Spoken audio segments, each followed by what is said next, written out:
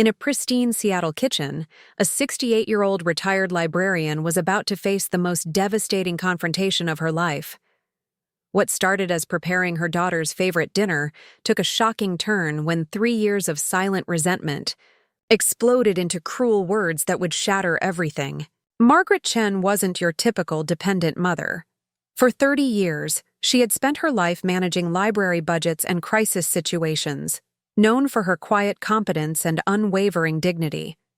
When she accidentally broke a crystal vase while dusting her daughter's office, she had no idea she was walking into an emotional ambush that would strip away every shred of her self-worth. Margaret absorbed the brutal declaration, "I don't pay for dead weight," that would lead to the most courageous decision of her life. What began as a moment of devastating humiliation would become a journey of remarkable transformation. The Chen family would never be the same after a woman dismissed as worthless discovered she still had the power to fly, and in doing so, taught everyone around her what it truly means to value the people we love. Before we jump back in, tell us where you're tuning in from, and if this story touches you, make sure you're subscribed, because tomorrow I've saved something extra special for you. The kitchen hummed with quiet efficiency as Margaret Chen moved between stove and counter, her 68-year-old hands steady despite the arthritis that had crept in over the past year. Steam rose from the pot of jasmine rice, Sarah's favorite, though her daughter rarely acknowledged such details anymore. The teriyaki salmon sizzled in the pan, filling the modern Seattle kitchen with warmth that seemed at odds with the house's pristine, untouchable atmosphere. "Grandma, I'm stuck on this calculus problem," David called from the dining room table, his voice carrying the familiar note of teenage frustration mixed with genuine respect. Unlike his mother, David still saw Margaret as more than furniture in the expensive home. "Let me finish the fish, sweetheart," Margaret replied, her voice carrying the patient tone that had served her well through 30 years as a librarian and 3 years of careful navigation through her daughter's increasingly volatile moods. She could hear Sarah's voice echoing from the home office, sharp and commanding as she berated someone over a quarterly report. The promotion to marketing director had come with longer hours and shorter patience. Margaret plated the dinner with practiced precision, arranging everything just as Sarah preferred. Vegetables on the left, protein on the right, sauce in a small ceramic bowl on the side. She'd learned these preferences through observation rather than conversation. Sarah rarely spoke about her likes or dislikes anymore, only her complaints. "The derivative of x squared plus 3x is," Margaret began, settling into the chair beside David.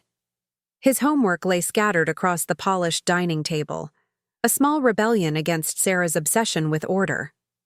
Margaret had spent countless evenings like this, helping David navigate mathematics while Sarah worked late, their quiet partnership a bright spot in the otherwise strained household.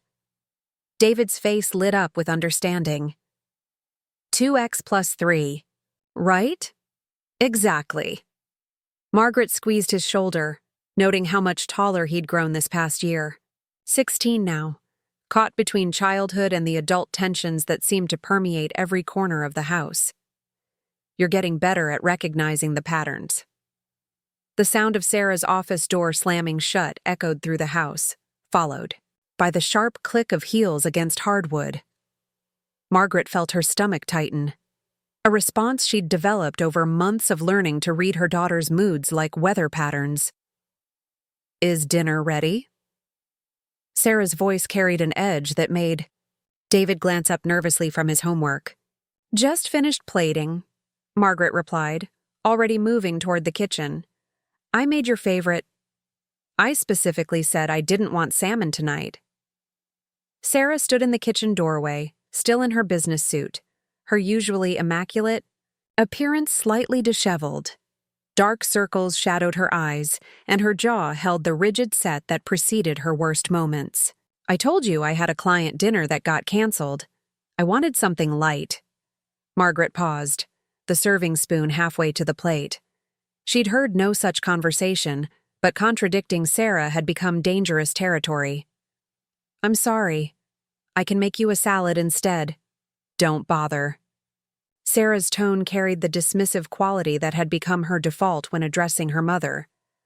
I'll grab something later. The unspoken criticism hung in the air. Another failure, another burden, another reminder of Margaret's uselessness. Margaret finished serving the plates in silence, her movements becoming more careful, more tentative. The jasmine rice that had smelled so welcoming now felt like evidence of her inadequacy. David looked between the two women, his expression troubled. At 16, he'd become expert at reading the fault lines in their family dynamic.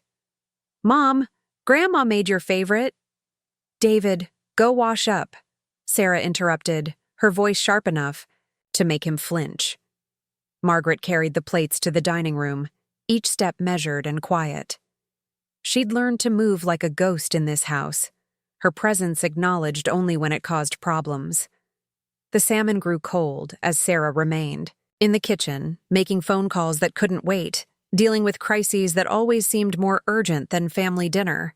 After helping David finish his homework, Margaret retreated to Sarah's office to dust, a task she'd added to her routine weeks ago when she noticed Sarah's stress about the house's appearance before important video calls. The office was Sarah's sanctuary, filled with awards and certifications that chronicled her rise from modest beginnings to corporate success. Margaret moved carefully around the expensive furniture, lifting each frame and document with the reverence of someone who understood the weight of achievement. The crystal vase sat on the corner of Sarah's desk, a gift from the marketing team after her promotion. Margaret had admired it before, the way it caught and scattered light across the office walls. She lifted it carefully, dusting beneath with the microfiber cloth when her arthritic fingers betrayed her. The vase slipped, seeming to fall in slow motion before shattering against the hardwood floor. The sound echoed through the house like a gunshot. What the hell was that? Sarah's voice came from the kitchen, followed by the rapid click of heels moving toward the office. Margaret knelt carefully, her aging joints protesting as she tried to gather the larger pieces. I'm so sorry, Sarah. I was just dusting. You were just dusting.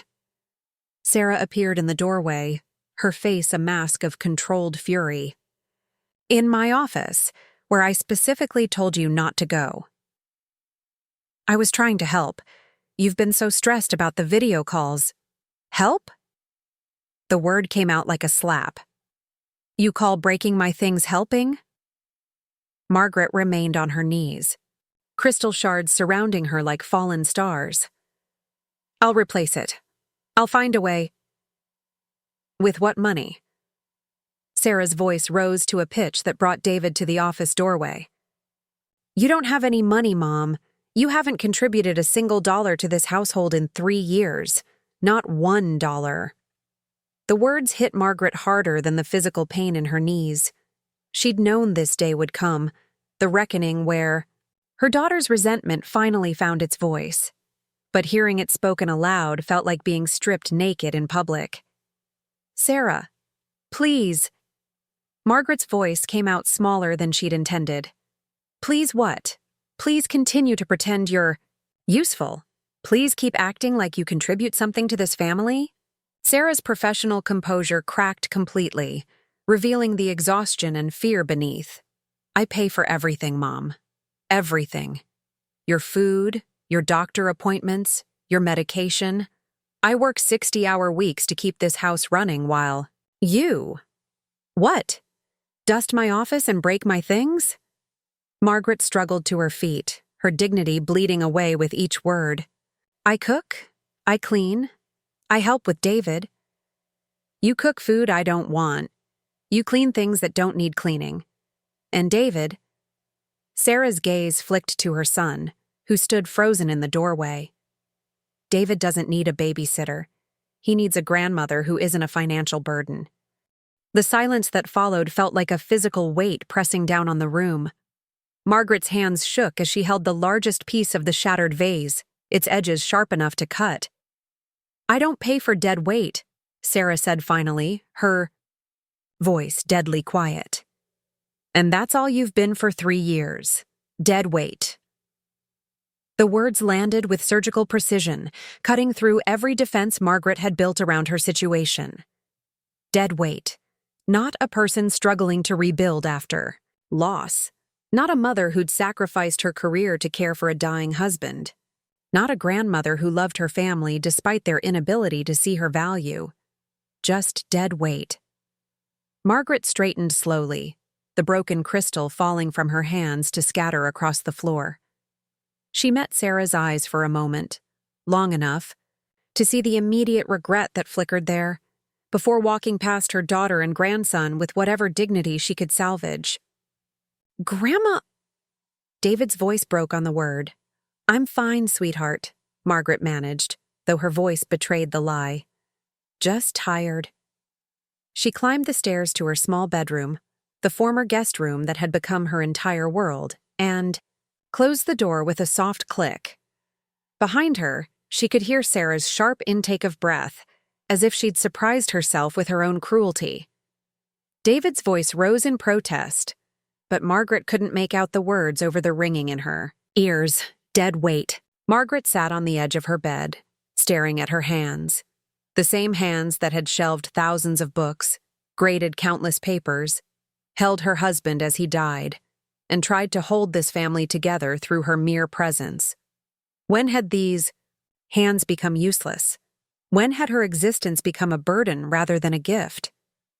Through the thin walls, she could hear David's voice, hurt and angry as he confronted his mother. Sarah's responses came in sharp, defensive bursts, explanations that sounded more like justifications. Margaret closed her eyes and tried to block out the sound of her family fracturing, but the words had already done their work. The moonlight filtered through her bedroom window as the house finally fell silent. Margaret lay awake in the darkness, Sarah's words echoing in her mind like a curse. Dead weight. The phrase turned over and over, gathering momentum and meaning with each repetition. But somewhere in that darkness, between the pain and the humiliation, a different kind of voice began to whisper. A voice that remembered the woman she'd been before grief and circumstance had reduced her to a dependent. A voice that asked dangerous questions. What if Sarah was right? What if she was dead weight? And what if there was still time to prove otherwise? Margaret's hands clenched into fists beneath the covers. 3 years of careful gratitude, of making herself small and useful and grateful, had led to this moment. Perhaps it was time for a different approach. Perhaps it was time to stop being dead weight and start being alive. Margaret's hands clenched into fists beneath the covers.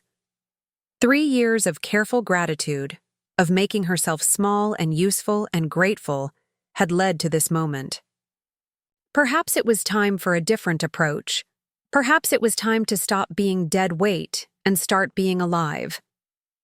The first pale light of dawn crept through her bedroom window, finding Margaret already awake. She'd spent the night staring at the ceiling, Sarah's words replaying in an endless loop that had carved new channels of resolve through her wounded pride. Dead weight. The phrase had lost some of its sting in the darkness, transforming instead into something that felt almost like a challenge. Downstairs, the coffee maker gurgled to life, Sarah's automatic timer ensuring her morning routine proceeded without interruption. Margaret listened to her daughter's movements through the thin walls, the shower running, heels clicking across hardwood, the briefcase snapping shut with military precision. The sounds of a woman preparing to face the world with armor made of ambition and expensive suits. Margaret rose and dressed with her own quiet precision, choosing clothes that had once made her feel competent, a navy cardigan her husband had complimented, slacks that still fit properly despite the weight she'd lost since his death. If she was going to reclaim her life, she might as well look the part. She descended the stairs as Sarah emerged from the kitchen, travel mug in hand and phone already, pressed to her ear. Their eyes met for a fraction of a second, long enough for Margaret to see the guilt that flickered across Sarah's features before being quickly masked by professional indifference. "The Morrison account needs immediate attention," Sarah spoke into her phone, her voice carrying the crisp authority that had earned her the promotion. She grabbed her keys from the counter, avoiding Margaret's gaze as she continued her conversation. "Schedule the meeting for 10. I'll be in early." The front door closed with a soft click that somehow felt louder than Sarah's shouting had the night before. Margaret stood in the kitchen, surrounded by the evidence of their lives. David's textbooks scattered on the counter, Sarah's coffee, cup abandoned in the sink, the morning light revealing dust motes that danced like possibilities in the air. Margaret made her own coffee with hands that barely trembled, surprising herself with their steadiness. The ritual felt different somehow, as if she was preparing for battle rather than simply starting another day of invisible service. She'd just settled at the kitchen table when David appeared, his hair still mussed from sleep and his eyes carrying the weight of last night's confrontation. "Morning, Grandma." His voice held a careful gentleness that broke her heart. At 16, he shouldn't have to navigate the emotional aftermath of adult cruelty. "Good morning, sweetheart." Margaret managed a smile that felt almost genuine. "I made extra coffee if you want some." David poured himself a cup and settled across from her, his movements deliberate and adult. "About last night. Mom didn't mean what she said. She's just stressed about work." The automatic defense of his mother showed David's loyalty, but Margaret could see the confusion in his eyes. He'd watched his grandmother absorb years of subtle dismissals, and last night had simply made the cruelty explicit. "Your mother said exactly what she meant," Margaret replied quietly. "And perhaps she was right to say it." David's eyes widened. "Grandma, no, listen to me." Margaret reached across the table to cover his hand with hers. "Sometimes we need to hear hard truths, even when they hurt. Especially when they hurt." She squeezed his hand gently, noting how much stronger his fingers had grown. When had this boy become her protector? When had the roles reversed so completely that a teenager felt responsible for shielding her from his mother's anger? "I need to run some errands today," Margaret said, the words carrying more weight than their casual tone suggested. "Would you mind if I borrowed your bus pass? I promise I'll replace the fare." David's expression shifted to something that might have been relief. "Of course. Are you okay?" "I'm working on it," Margaret replied, and for the first time in months, she meant it. After David left for school, Margaret moved through her morning routine with mechanical precision. She made the beds, loaded the dishwasher, and wiped down counters that were already clean. But each task felt different now, not the desperate attempts to prove her worth, but final performances of a role she was preparing to abandon. At 9 o'clock, she walked across the manicured lawn to Dorothy Kim's front door. Her neighbor's house stood in stark contrast to Sarah's modern perfection, a modest craftsman with flower boxes and a porch swing that suggested comfort over status. Margaret had always admired Dorothy's independence, the way the 75-year-old woman had navigated widowhood with fierce determination rather than quiet accommodation. Dorothy answered the door in gardening clothes, her silver hair pulled back in a practical ponytail, and her dark eyes sharp with intelligence. "Margaret, you look terrible." The blunt assessment, delivered without malice, almost made Margaret smile. "I feel worse than I look." "Coffee's fresh," Dorothy said, stepping aside to let Margaret enter. "And you can tell me what that daughter of yours did now." Dorothy's living room felt like a sanctuary. Books stacked on every surface, family photos covering the mantel, and the comfortable clutter of a life fully lived. Margaret settled into a worn armchair that embraced her like an old friend. "She called me dead weight," Margaret said without preamble. Dorothy paused in the doorway, coffee pot in hand. Did she now? It wasn't a question.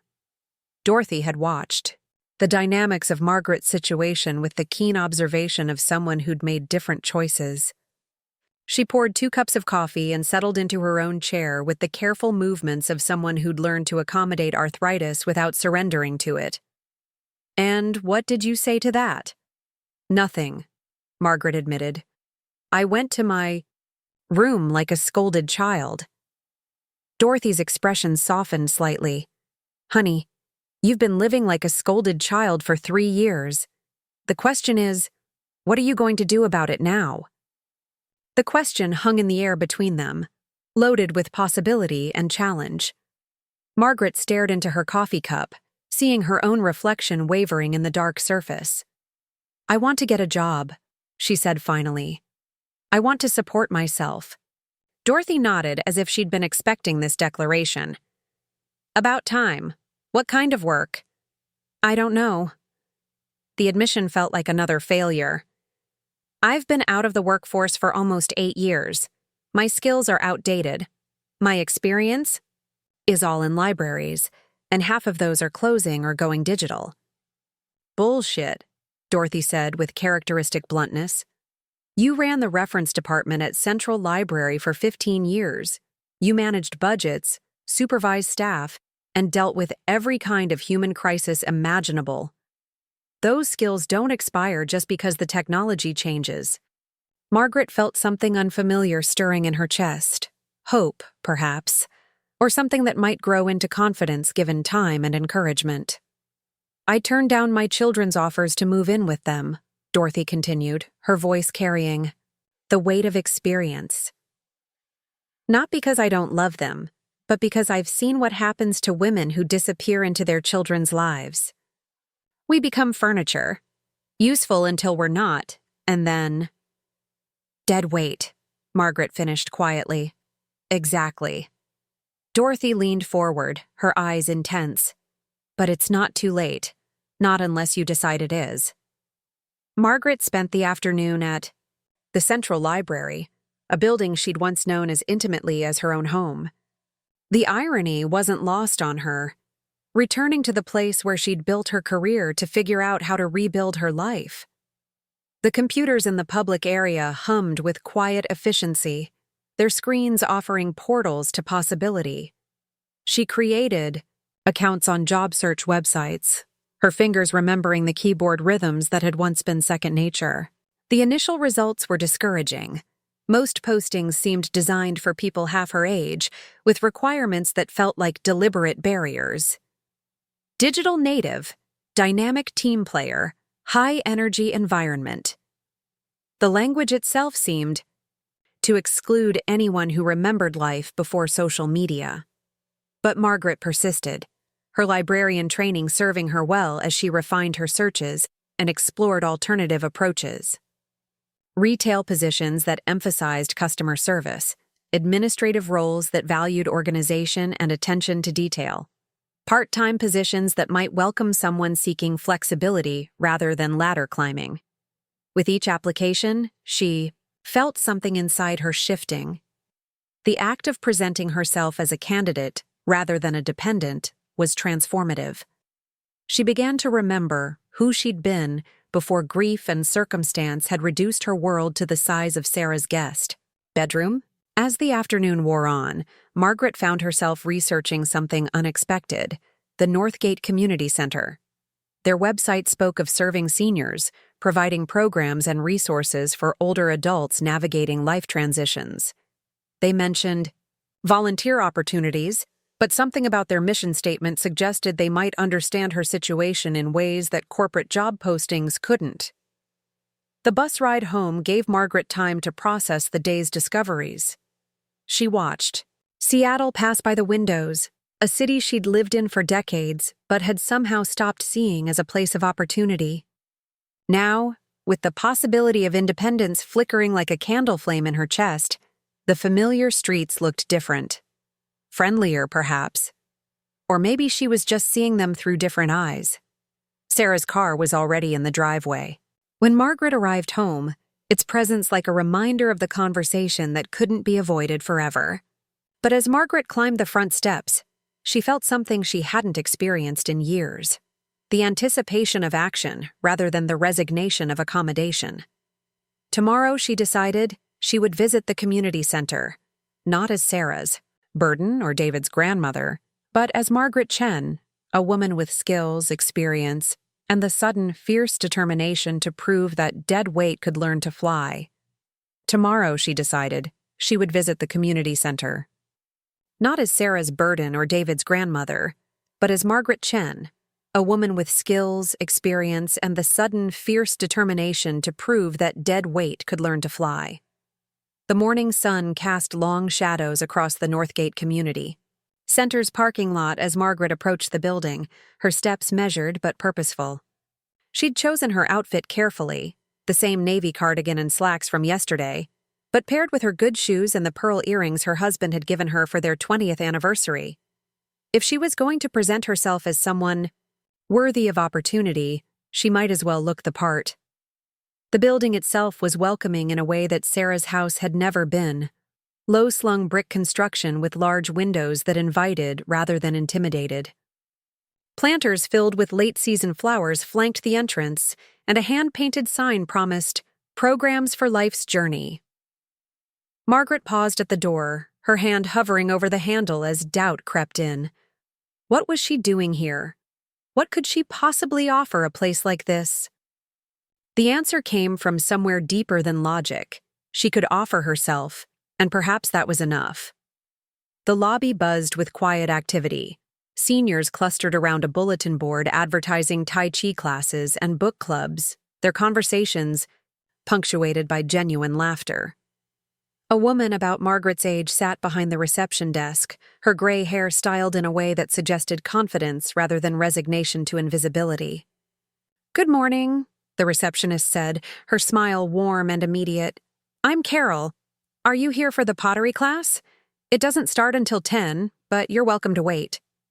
"Actually, I was hoping to speak with someone about volunteer opportunities," Margaret replied, her voice steadier than she'd expected. Carol's expression brightened.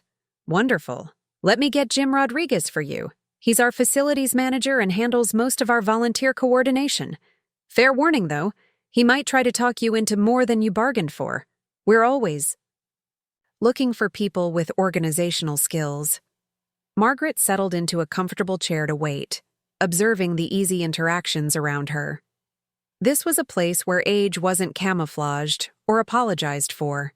It was simply another aspect of human experience.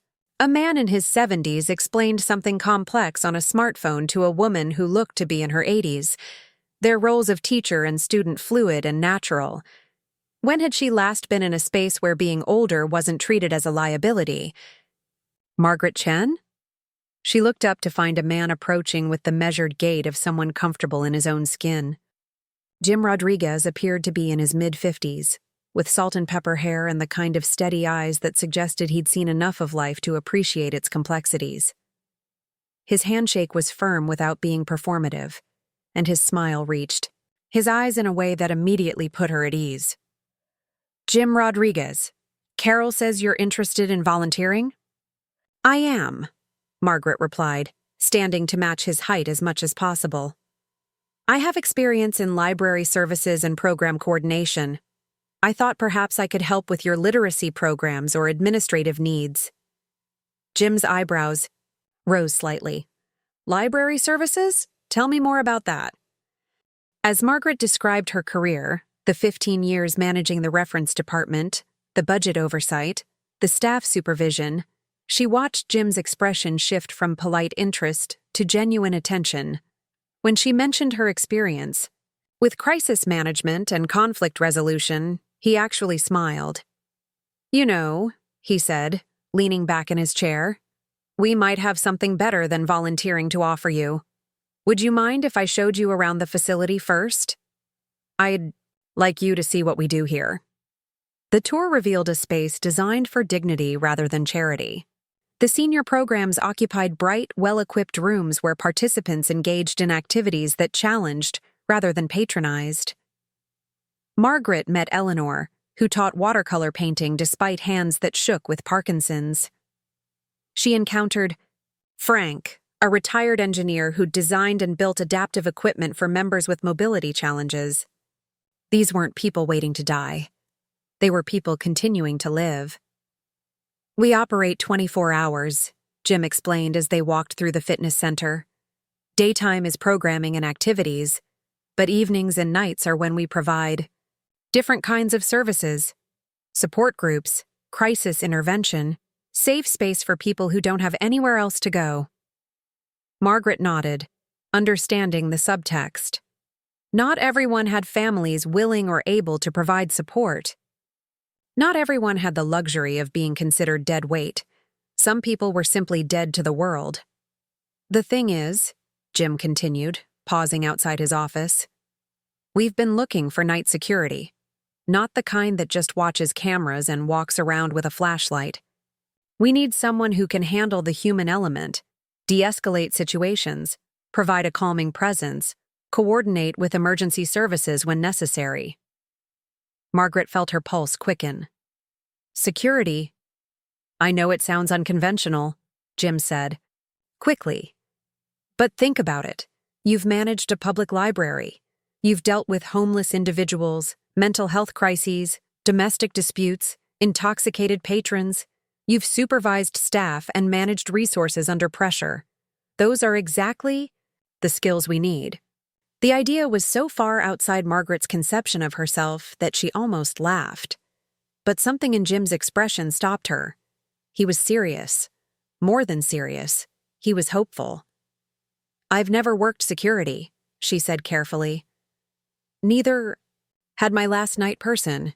He was a retired teacher who lasted 3 years until he moved to Arizona. Jim's voice carried a note of something deeper than professional interest. Look, Margaret.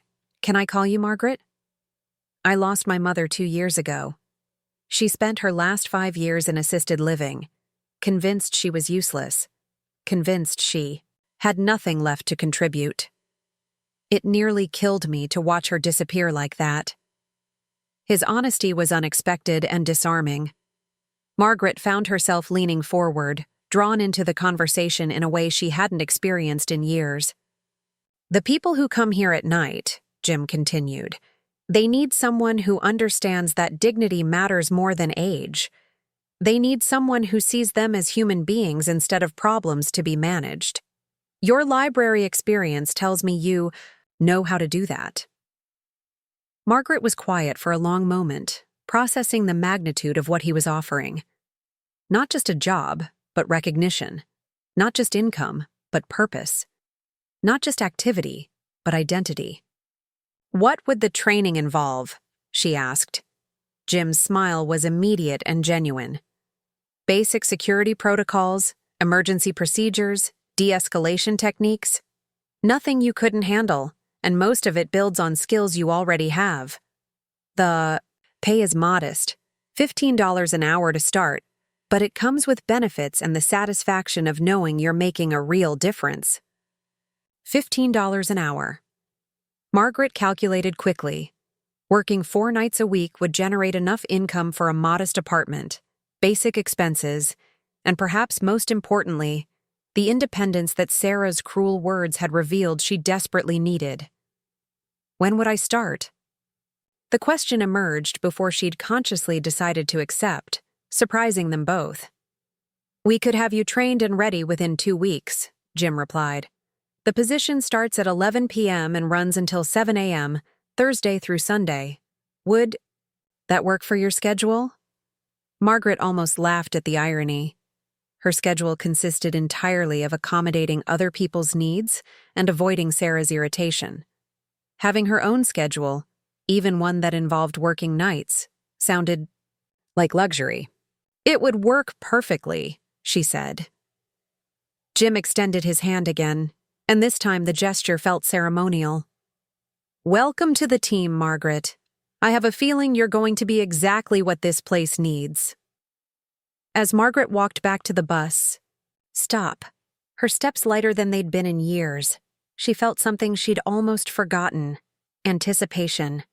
Not the dread of another day spent proving her worth through invisible service, but the excitement of work that mattered, of being needed for her capabilities rather than tolerated despite her limitations. The bus ride home gave her time to plan. She would need to be strategic about this. Sarah couldn't know about the job until Margaret was ready to reveal her independence. That meant maintaining her current routine while secretly preparing for a new life. It meant finding an apartment, arranging logistics, and somehow accomplishing all of this without arousing suspicion. But as the familiar neighborhoods passed by the windows, Margaret felt equal to the challenge. For the first time in 3 years, she had a secret worth keeping.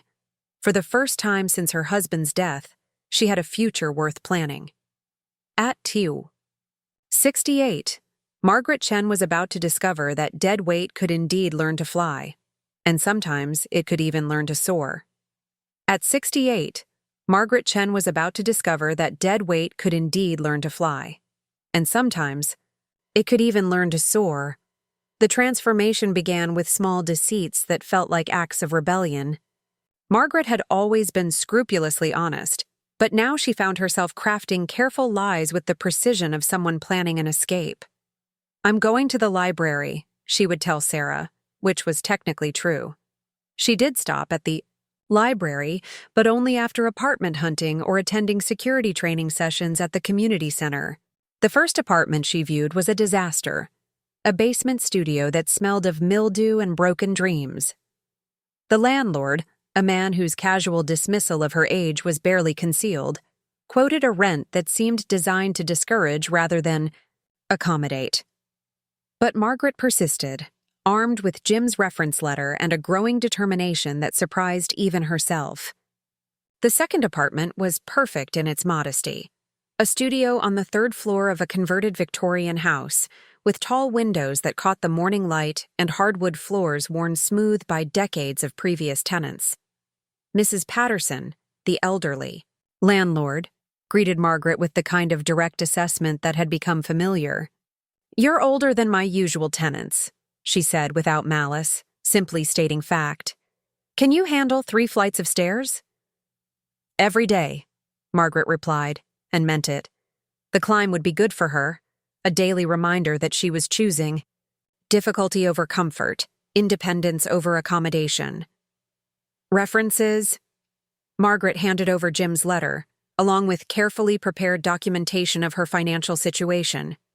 She'd been shocked to discover that her Social Security benefits, combined with the small survivor's pension from her husband's teaching career, would actually cover basic expenses if managed carefully. For 3 years, she'd handed these checks directly to Sarah, never questioning the arrangement or considering alternatives. "The community center job will provide additional income," Margaret explained, watching Mrs. Patterson's expression carefully. "I start in 2 weeks." Mrs. Patterson's eyebrows rose. "Security work? At your age?" The question might have stung a week ago. Now it only reinforced Margaret's resolve. "Age is an asset in my line of work. People trust gray hair." Mrs. Patterson smiled, the first genuine warmth Margaret had encountered in the rental process. "My Harold used to say the same thing. He worked nights at the hospital until he was 72, said the patients found him reassuring." She extended a weathered hand. "Welcome to the building, Mrs. Chen. I think you'll fit right in." The lease signing felt ceremonial, each signature a declaration of independence. Margaret arranged to move in the following week, timing her transition to begin just before her first shift at the community center. The logistics were complex. She would need to furnish the apartment, transfer utilities, and somehow accomplish all of this without Sarah's knowledge. At the community center, Jim's training sessions revealed a world Margaret had never imagined. Basic security protocols were straightforward enough: patrol schedules, incident reporting, emergency procedures. But the human element was more complex and infinitely more interesting. "Your primary job isn't to be a guard," Jim explained during one session. "It's to be a presence, someone who sees people as individuals rather than problems. Someone who can de-escalate a situation with conversation, rather than confrontation." Margaret found herself thinking of her library years, the countless interactions with patrons in various states of distress. The homeless man who used the reading room as shelter from the rain, the elderly woman who came every day simply to have someone to talk to, the teenager whose research questions revealed a home situation that required careful, confidential intervention. She'd been doing security work all along, she just hadn't called it that. The paperwork was daunting but manageable. Background checks, tax forms, direct deposit arrangements. Each document felt like evidence of her emerging identity as someone other than Sarah's dependent mother. When Jim handed her the uniform, simple navy blue with the community center logo, Margaret felt a pride she hadn't experienced in years. At home, the delicate dance of deception continued. Sarah's own crisis at work provided perfect cover, her attention consumed by a client account that seemed to require constant firefighting.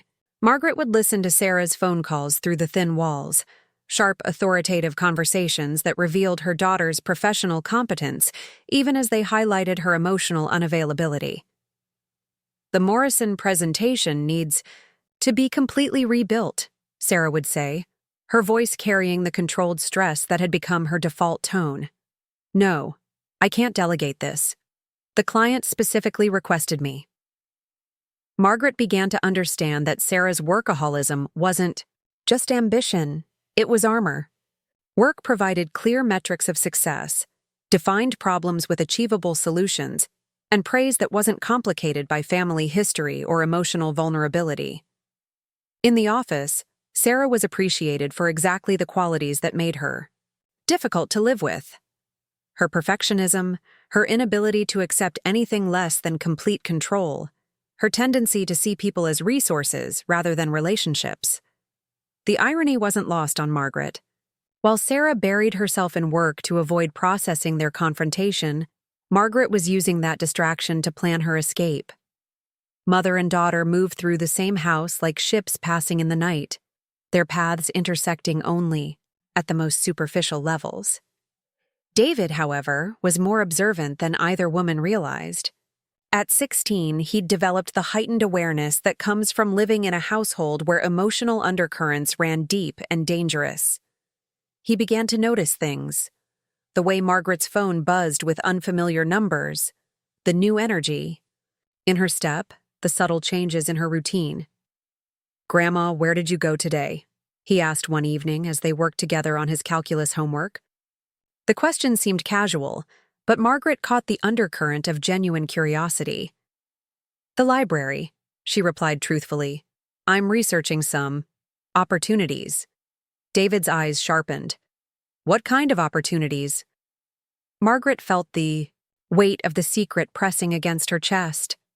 Part of her wanted to confide in David, to share her excitement and anxiety with someone who might understand. But involving him in her deception felt unfair. He already carried too much responsibility for managing the emotional temperature of their household. "Just exploring options," she said gently. "Nothing concrete yet." David nodded, but Margaret could see the questions multiplying behind his eyes. He was too intelligent and too invested in family dynamics to be completely fooled by her vague responses. But he was also wise enough not to push, sensing that whatever was happening required delicate handling.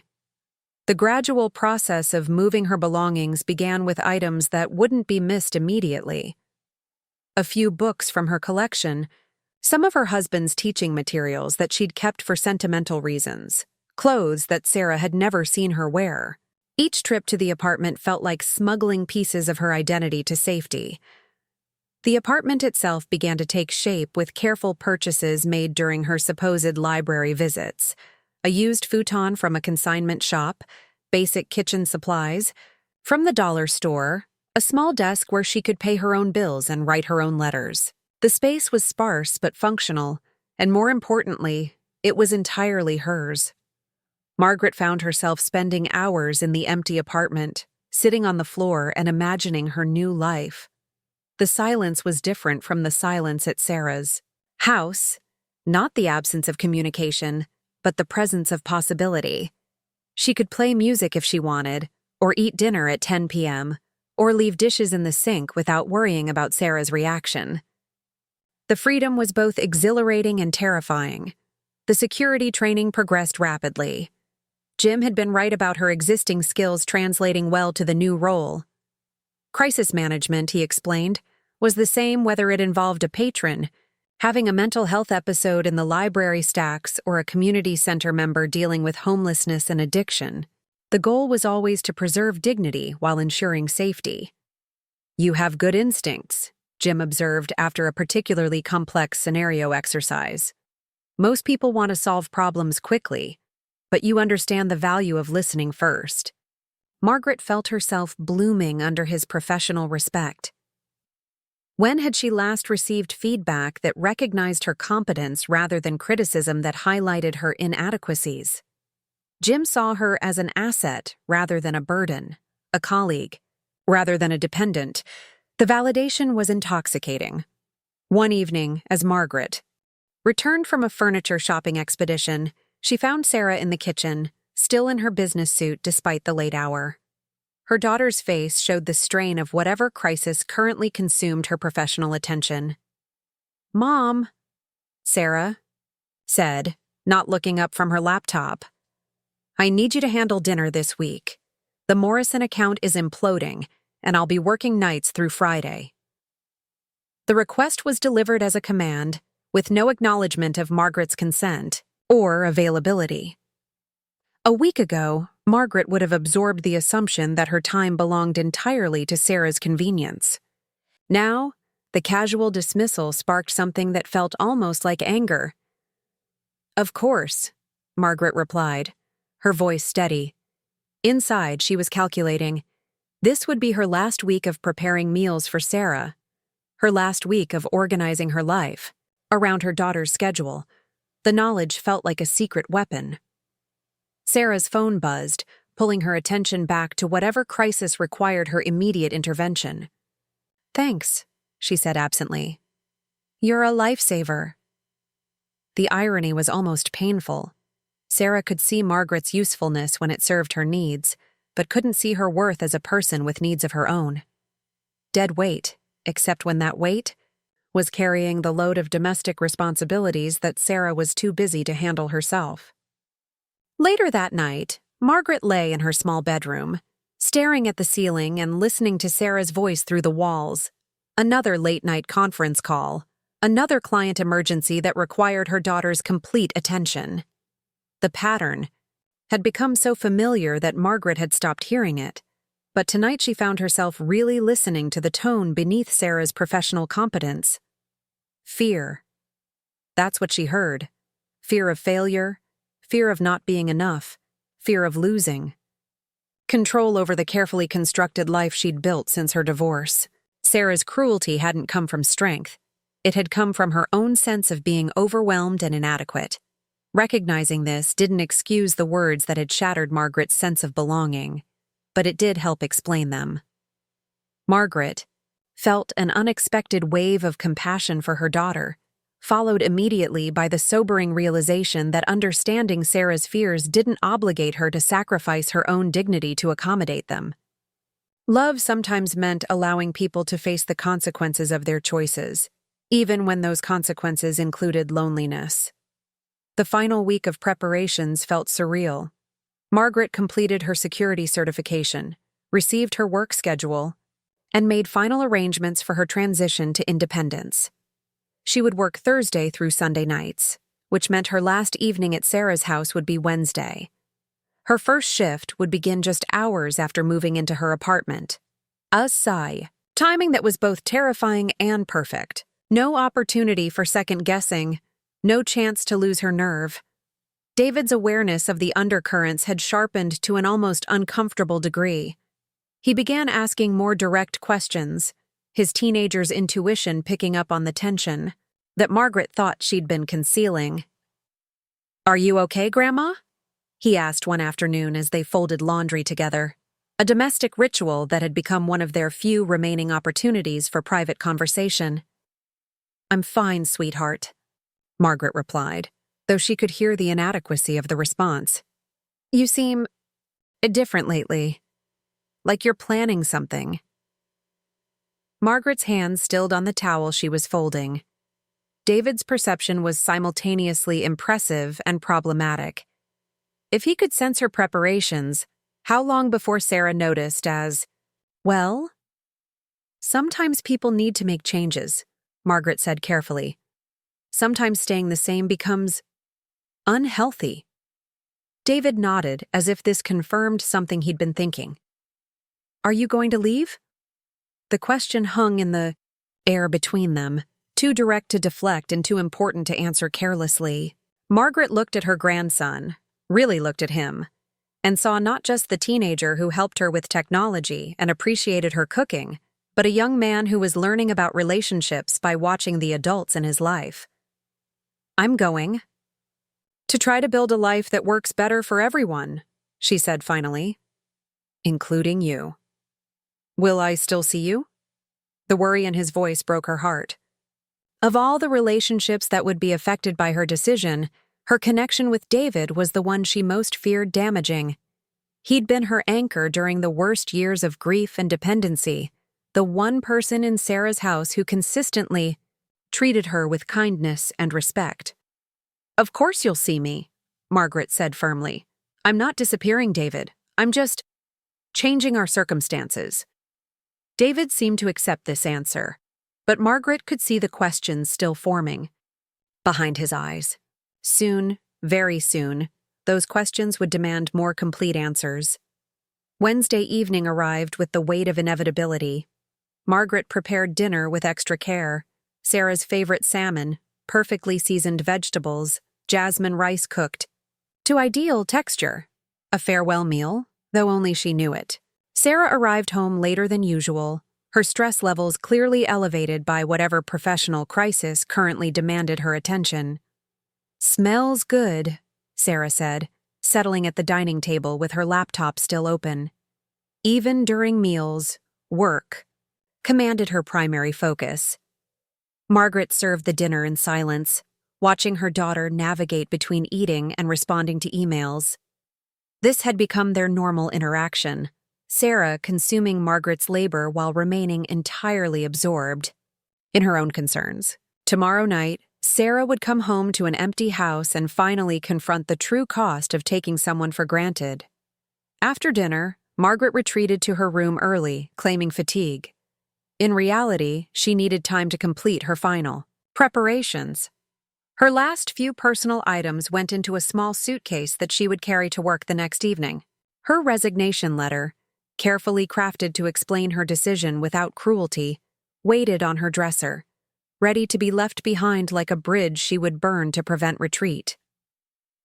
As she lay in the narrow guest bed for the last time, Margaret felt the full complexity of her emotions: excitement and terror, hope and grief, determination and uncertainty, all swirling together in a cocktail that left her both energized and exhausted. Tomorrow, she would step into an unknown future with nothing but her own competence to sustain her. The woman who had once managed library budgets and supervised staff, who had navigated bureaucracy and crisis with equal skill, was about to discover whether those capabilities could translate into independence at 68. The woman who had been dismissed as dead weight was about to prove that she still had the capacity for flight. In the darkness of her small bedroom, Margaret Chen prepared to transform from someone's burden into her own person. The leap would be terrifying, but the alternative, remaining invisible and undervalued, had become unbearable. Tomorrow, everything would change. Tonight, she would gather her courage and prepare to show Sarah, David, and most importantly herself, that it was never too late to reclaim a life worth living. Tomorrow everything would change. Tonight she would gather her courage and prepare to show Sarah, David, and most importantly herself, that it was never too late to reclaim a life worth living. Thursday evening arrived with the crisp clarity of Seattle autumn, the kind of weather that made decisive action feel not just possible but inevitable. Margaret dressed carefully in her new uniform, the navy blue shirt with the community center logo that transformed her from someone's burden into someone's colleague. The transformation felt both symbolic and deeply practical as she pinned her name tag in place: Margaret Chen, Security. She left Sarah's house at her usual time, carrying only a small overnight bag that contained the last of her personal items. To anyone watching, she appeared to be running errands, the same unremarkable routine she'd followed for 3 years. But Margaret's steps carried a different energy now, the purposeful stride of someone walking toward a new life, rather than simply away from an old one. The community center buzzed with evening activity as Margaret arrived for her first official shift. Jim met her at the employee entrance, his smile warm and encouraging. "Ready for this?" he asked, though his tone suggested confidence rather than doubt. "As ready as anyone can be for something completely new," Margaret replied, surprised by the steadiness in her own voice. Jim led her through the security protocols one final time, then introduced her to the person who would become her closest colleague. Bob Martinez was arranging keys and radio equipment at the security desk, his movements efficient and unhurried. When he looked up at Margaret's approach, she was struck by the kindness in his dark eyes. "Margaret, meet Bob Martinez," Jim said. "Bob, this is Margaret Chen, your new partner for the night shift." Bob stood and extended his hand with a smile that reached his eyes. He appeared to be in his mid-40s, with graying temples and the kind of face that suggested both competence and approachability. His handshake was firm without being overwhelming, and Margaret found herself immediately at ease. "Welcome to the night shift," Bob said. "Jim tells me you have library experience. That's going to serve you well here. Half our job is helping people find what they need, even when they're not sure what that is." As Jim departed, leaving Margaret and Bob to begin their first shift together, Margaret felt a flutter of nervousness mixed with anticipation. The community center after hours was a different place, quieter but somehow more intense, with shadows, that held stories and spaces that served purposes she was only beginning to understand. "Let me show you the real job," Bob said, leading her through corridors that looked familiar yet transformed in the evening light. "The official duties are straightforward: patrol the building, monitor the security systems, respond to incidents. But the unofficial duties are what matter most." They passed a small lounge where an elderly man sat reading under a floor lamp, his weathered hands turning pages with careful precision. Bob nodded to him with the easy recognition of routine. "That's Henry," Bob explained quietly. "Lost his apartment 3 months ago. Officially, he's here for the late-night support group that meets Thursdays. Unofficially, he has nowhere else to go, and we make sure he has a safe place to spend a few hours." Margaret absorbed this information without judgment, recognizing the kind of human complexity she'd navigated daily during her library years. People rarely came to public institutions seeking only the services listed on official brochures. They came seeking connection, dignity, and sometimes simply a place to exist without explanation or apology. The radio crackled with Bob's voice as he conducted the first patrol check. "Security to base, initial rounds complete, all quiet." Margaret found herself settling into the rhythm of the work with surprising ease. The skills Jim had identified were indeed transferable: the ability to read situations, to approach people with respect rather than suspicion, to de-escalate tension through patient conversation rather than authority. When a woman in the grief support group became overwhelmed during a late session, Margaret's response was instinctive and effective. "Sometimes the hardest part is just having someone witness your pain," she told the woman, whose tears spoke of losses too fresh to articulate. "You don't have to explain or apologize. Just take the time you need." Bob watched this interaction with approval, later telling Margaret, "That's exactly what this job requires. You've got the right instincts." As the night progressed, Margaret felt something she hadn't experienced in years: professional satisfaction. Her contributions were noticed, valued, and immediately effective. She wasn't performing invisible labor that would be criticized if done imperfectly and ignored if done well. She was doing work that mattered, with a colleague who appreciated her competence. Meanwhile, across the city, Sarah's evening unfolded with its usual pattern of professional crisis management. The Morrison account continued to hemorrhage problems, each solution generating new complications that demanded her immediate attention. She worked through dinner, a sandwich grabbed from the office vending machine, and barely noticed when the cleaning crew arrived to service her floor. At 9 p.m., she finally looked up from her laptop, rubbing eyes that burned from screen fatigue. The office around her was empty except for the security guard making his rounds, his footsteps echoing. In the corporate silence, Sarah felt the familiar weight of being the last person to leave, the one whose dedication could never be questioned, because the evidence was always visible in the hours she logged.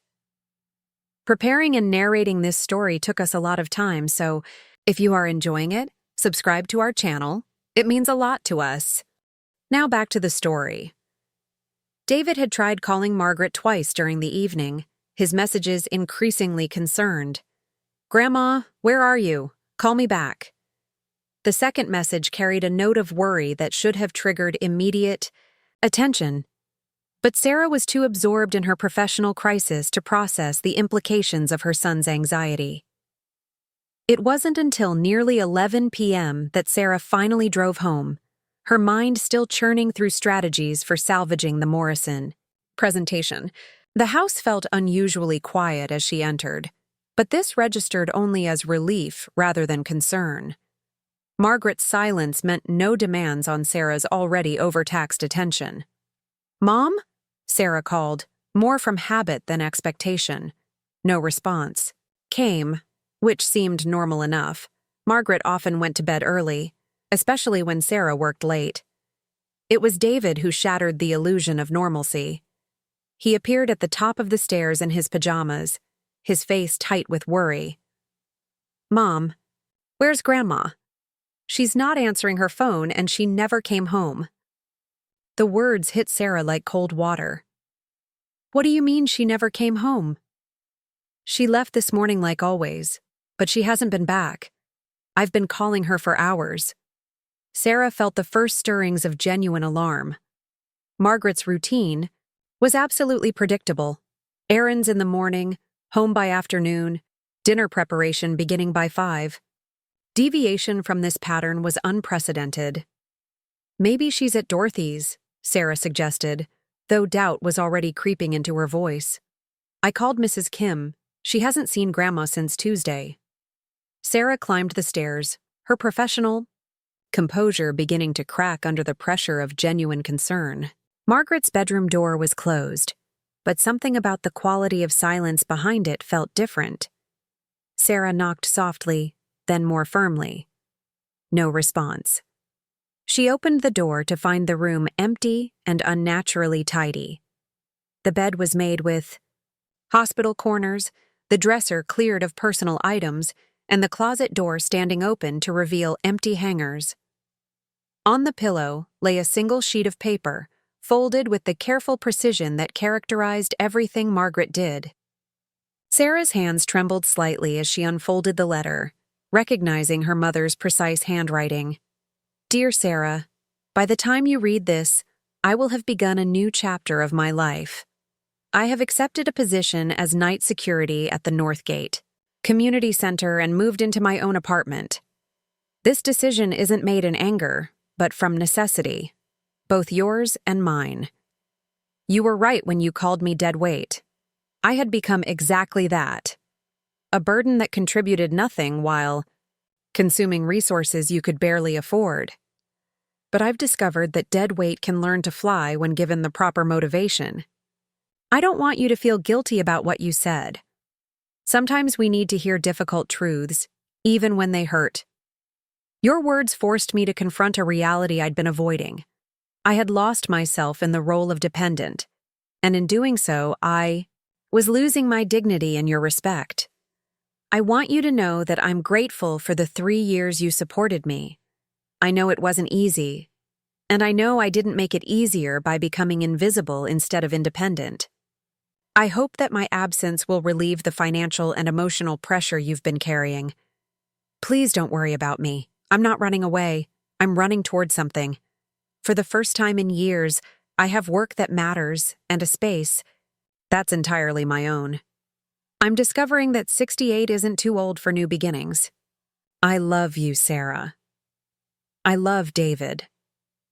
That love is why I need to do this, so that when we see each other, it can be from choice rather than obligation, from strength rather than dependency. Your mother, Margaret P.S. There's a casserole in the freezer. and David's favorite cookies in the pantry. Old habits. Sarah read the letter twice, her initial anger giving way to confusion and then to something that felt disturbingly like panic. Margaret was gone. Not visiting Dorothy, not running errands, but actually deliberately gone. The woman Sarah had dismissed as dead weight had somehow conjured the resources and determination to create an independent life, leaving Sarah to face the sudden reality of her absence. The house felt different already, larger and somehow more hollow, as if Margaret's quiet presence had been holding something together that Sarah was only now realizing had been at risk of falling apart. The house felt different already, larger and somehow more hollow, as if Margaret's quiet presence had been holding something together that Sarah was only now realizing had been at risk of falling apart. Friday morning arrived with the cruel normalcy of routine disrupted. Sarah's alarm buzzed at 6:30 as always, but the familiar sounds that usually followed, the coffee maker gurgling to life, the soft shuffle of Margaret's slippers in the kitchen, the gentle clatter of breakfast, preparation were conspicuously absent. The silence felt aggressive, demanding attention in a way that Margaret's presence never had. Sarah descended the stairs in her robe, muscle memory carrying her toward the kitchen where coffee should have been waiting. Instead, she found only the stark functionality of an unused space. The coffee maker sat cold and empty. No breakfast plates waited on the counter.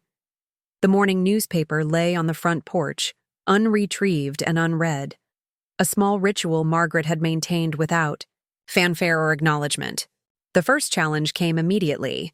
David needed lunch money and couldn't find the envelope of cash that Margaret typically prepared each Sunday. Sarah rummaged through kitchen drawers, finally locating her wallet and extracting a $20 bill with hands that trembled slightly. "Where's Grandma?"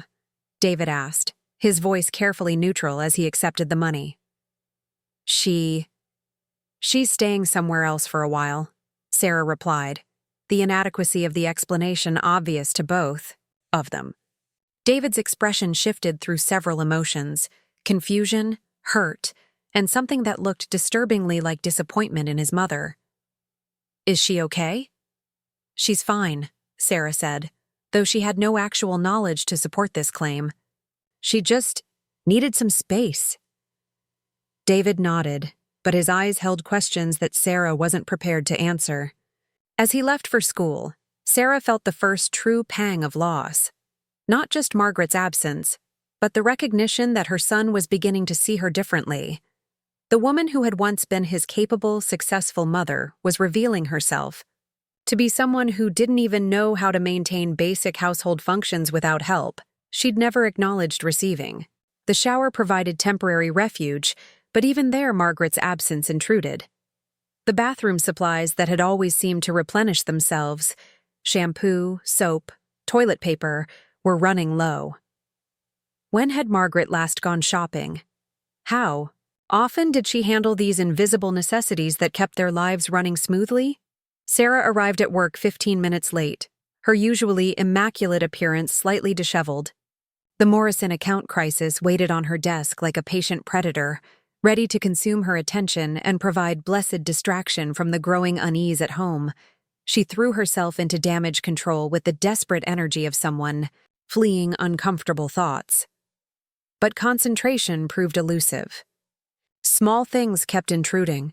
The realization that she didn't know what Margaret's cell phone number was, the growing awareness that she'd never asked her mother about her daily routine, the uncomfortable recognition that she couldn't remember the last time they'd had a conversation about anything other than household logistics. Elena Vasquez found Sarah in the break room at 11 a.m., staring at a cup of coffee that had grown cold in her hands. "You look terrible," Elena said with characteristic directness, settling into the chair across from Sarah. "What's wrong?" Elena was one of the few colleagues Sarah considered a friend rather than merely a professional associate. As a senior marketing manager, Elena successfully balanced career advancement with family responsibilities, maintaining relationships with her aging parents while raising two teenagers and managing a household with apparent effortlessness. Sarah had always envied Elena's ability to make it all look manageable. "My mother moved out," Sarah said, the words feeling strange in her mouth. Elena's eyebrows rose. "Moved out? I thought she was living with you temporarily after her husband died." 3 years, Sarah corrected. "She's been with us for 3 years, and apparently, she got tired of it." "Did you have a fight?" Sarah hesitated, then found herself recounting the previous week's confrontation with an honesty that surprised her. Elena listened without interruption, her expression growing more troubled as the story unfolded. "You called your mother dead. Wait?" Elena's voice carried disbelief rather than judgment. "I was stressed. The Morrison account, the house payments, David's college fund." Sarah's defensive explanation sounded hollow even to herself. "Sarah." Elena leaned forward, her voice gentle but firm. "When my father had his heart attack last year, do you know what he was most afraid of? Not dying, becoming a burden to his children. The idea that we might see him as dead weight was literally keeping him awake at night." Sarah felt something twist in her chest. "That's different. How? How is it different?" Elena's question cut through Sarah's rationalizations. "Your mother lost her husband, her home, her independence. She's been living in your guest room for 3 years, trying to figure out how to rebuild her life at 68. And instead of supporting her through that transition, you made her feel like a burden." The words hit Sarah like physical blows. She'd been so focused on her own stress, her own sacrifices, that she'd never considered Margaret's perspective. In Sarah's mental accounting, she was the one making sacrifices, supporting her mother financially, sharing her space, accommodating another person's needs. But Elena's question forced her to consider what those 3 years had felt like from Margaret's side. "She never said she was unhappy," Sarah protested weakly. "Of course she didn't. She's your mother. She loves you. She was grateful to have somewhere to go when her world fell apart." Elena's voice carried the patient tone of someone explaining something obvious. "But gratitude isn't the same as happiness, Sarah. And being grateful doesn't mean she deserved to be treated like a burden." Sarah stared at her cold coffee, Elena's words forcing uncomfortable realizations. Margaret had never complained about the small bedroom, the lack of privacy, the way Sarah made decisions about household matters without consulting her. She'd never protested when Sarah changed dinner plans without notice or made social commitments. That affected Margaret's schedule. Sarah had interpreted this accommodation as contentment, but Elena's perspective suggested a different possibility: resignation. "What am I supposed to do now?" Sarah asked, her voice smaller than she'd intended. "Start by figuring out what you actually want," Elena replied. "Do you want your mother back because you miss her, or because you miss what she did for you?" The question lingered in Sarah's mind as she attempted to focus on work for the rest of the day. But concentration remained elusive, her thoughts fragmenting between professional responsibilities and the growing awareness of how much Margaret's presence had structured their daily lives. Meanwhile, across the city, Margaret was discovering that competence was like muscle memory. Skills developed over decades of professional life came flooding back once she had a context that valued them. Her second night at the community center proceeded with even greater confidence than the first. "You're a natural at this," Jim observed as Margaret efficiently handled a situation involving a distressed teenager whose family crisis had brought him to the center seeking help. "Most people want to solve problems immediately, but you understood that he needed to be heard first." Margaret felt the warm glow of professional recognition. The teenager, Marcus, 16 and frightened by his father's drinking and his mother's depression, had initially been suspicious of Margaret's attempts at conversation. But her librarian instinct served her well. Listen first, judge never, and provide resources rather than advice. "I've worked with teenagers before," Margaret replied. "They usually know what they need better than adults think they do. Our job is to help them access it safely." Bob appeared at her elbow, carrying 2 cups of coffee and wearing an expression of quiet admiration. That was beautifully handled. Marcus has been coming here for weeks, but he's never opened up like that before. As the evening shift settled into its quieter rhythm, Bob and Margaret found themselves sharing the kind of conversation that develops naturally between people working together in the peaceful hours of the night.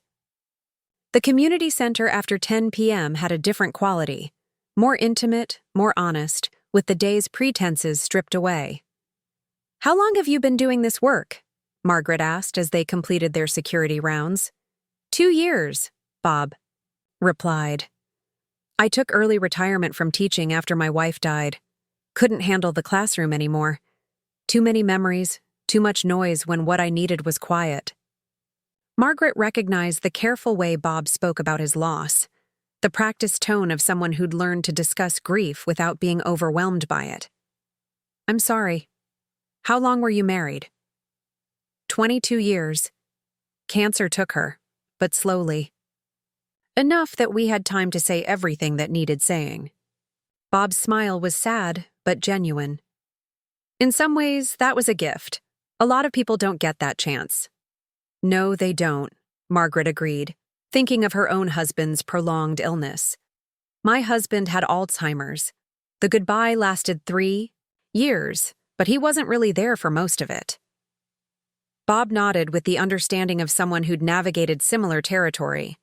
That's its own kind of grief, losing someone in pieces rather than all at once. They walked through the community center's quiet corridors, their conversation flowing with the easy intimacy of shared experience. Margaret found herself relaxing in ways she hadn't since before her husband's diagnosis.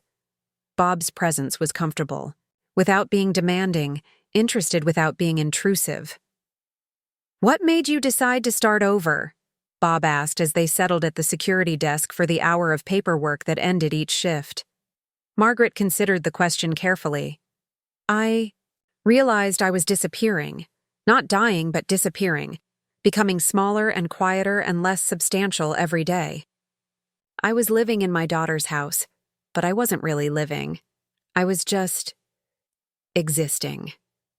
And badly, at that. And now..." Margaret looked around the community center, at the bulletin boards covered with program announcements, at the comfortable spaces where people gathered to address life's challenges, at the evidence of human connection and mutual support that surrounded her. "Now I'm remembering who I used to be," she said, "and discovering who I still might become."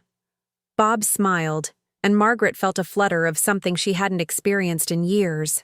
Not just professional satisfaction or family duty, but the possibility of personal connection.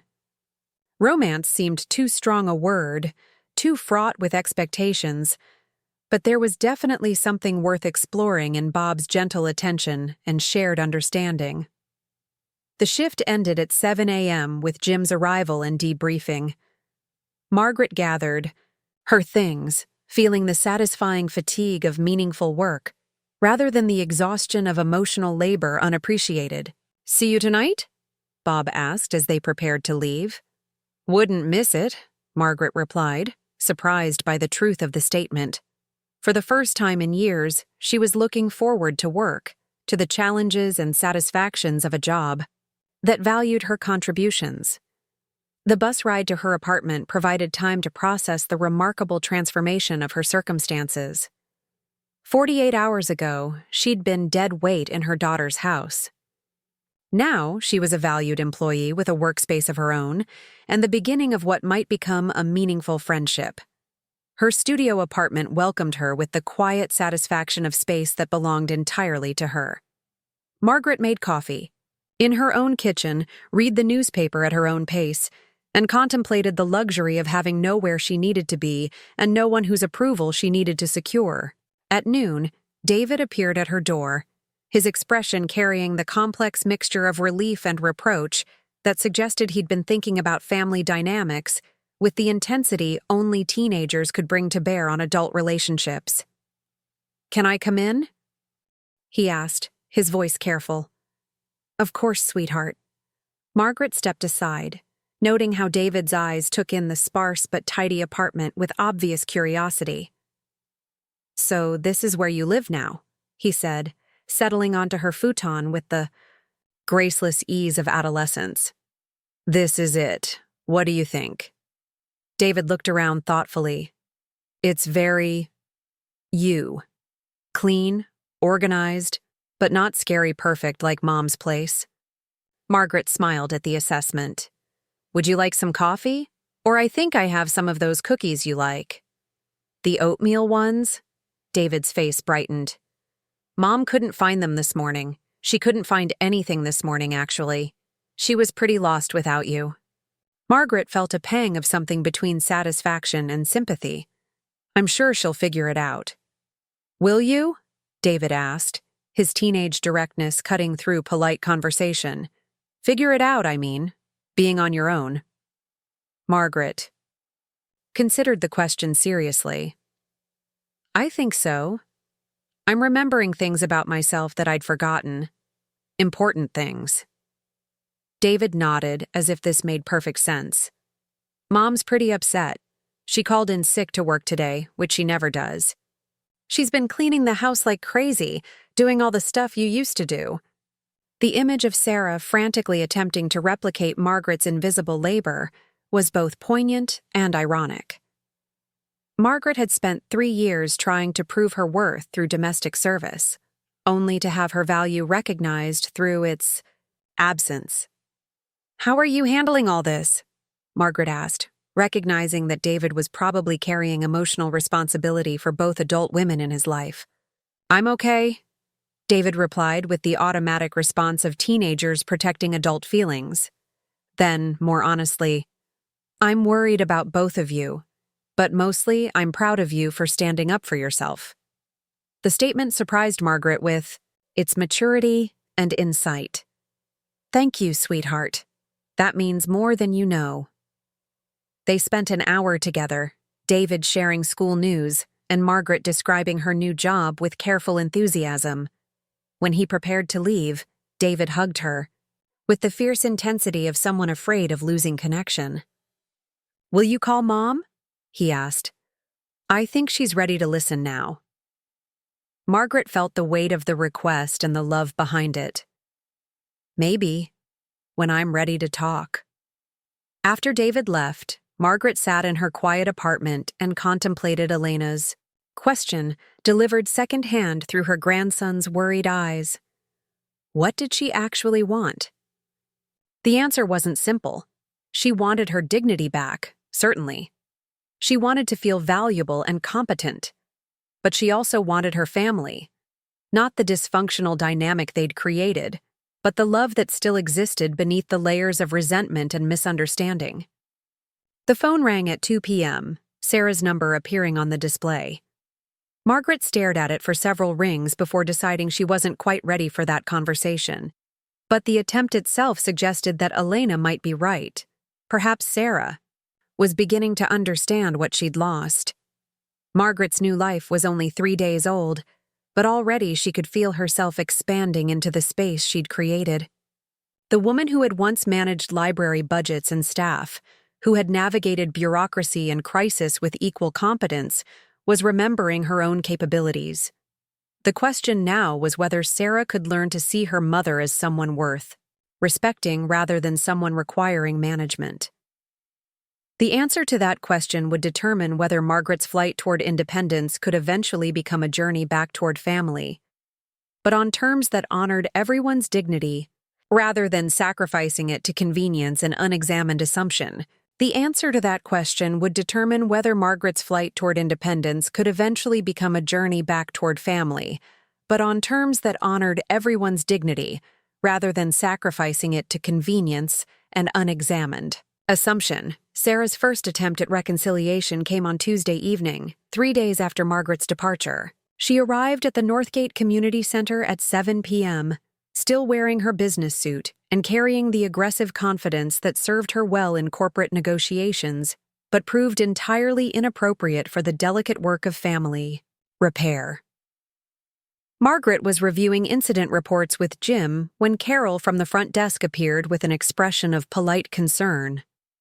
Margaret, there's a woman here asking to see you. Says she's your daughter. She seems intense.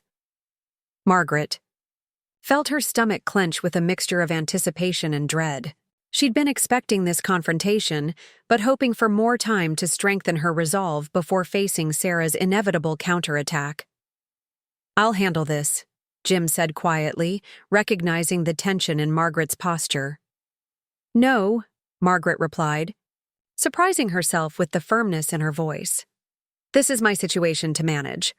She found Sarah in the lobby, pacing with the restless energy of someone accustomed to controlling outcomes through sheer force of will. Sarah's appearance was immaculate as always, but Margaret noticed the tension around her eyes, the way her hands moved restlessly at her sides. "Mom!" Sarah's voice carried relief mixed with frustration. "Thank God. I've been calling you for days." "I know," Margaret replied simply. She hadn't answered the calls, needing time and space to solidify her new identity before confronting the gravitational pull of old patterns. "We need to talk. This whole thing is ridiculous. You living in some tiny apartment, working nights at your age. It's not safe, it's not practical, and it's not necessary." Margaret felt the familiar weight of Sarah's certainty, the assumption that her perspective was not just correct, but the only reasonable viewpoint. A week ago, this confidence might have undermined Margaret's resolve. Now, it only strengthened her determination. "I'm not here to be talked out of my decisions, Sarah. I'm here to work." "Work?" Sarah's voice rose slightly, drawing glances from other people in the lobby. "Mom, you're 68 years old. You don't need to prove anything to anyone. Just come home." "We can work out whatever problems—" "The problem," Margaret interrupted, her voice carrying a quiet authority that made Sarah pause, "is that you still don't understand why I left." Sarah's expression shifted from confident persuasion to frustrated confusion. "You left because I said something hurtful when I was stressed. I'm sorry about that, okay? I didn't mean it. But running away isn't the solution." Margaret felt a flash of anger at the characterization of her carefully planned independence as running away. But anger, she realized, was less useful than clarity. "I didn't run away, Sarah. I grew up. At 68, I finally learned to stop letting other people define my worth." The words landed with surgical precision, and Margaret watched Sarah's face cycle through emotions: surprise, hurt, defensiveness, and something that might have been the beginning of understanding.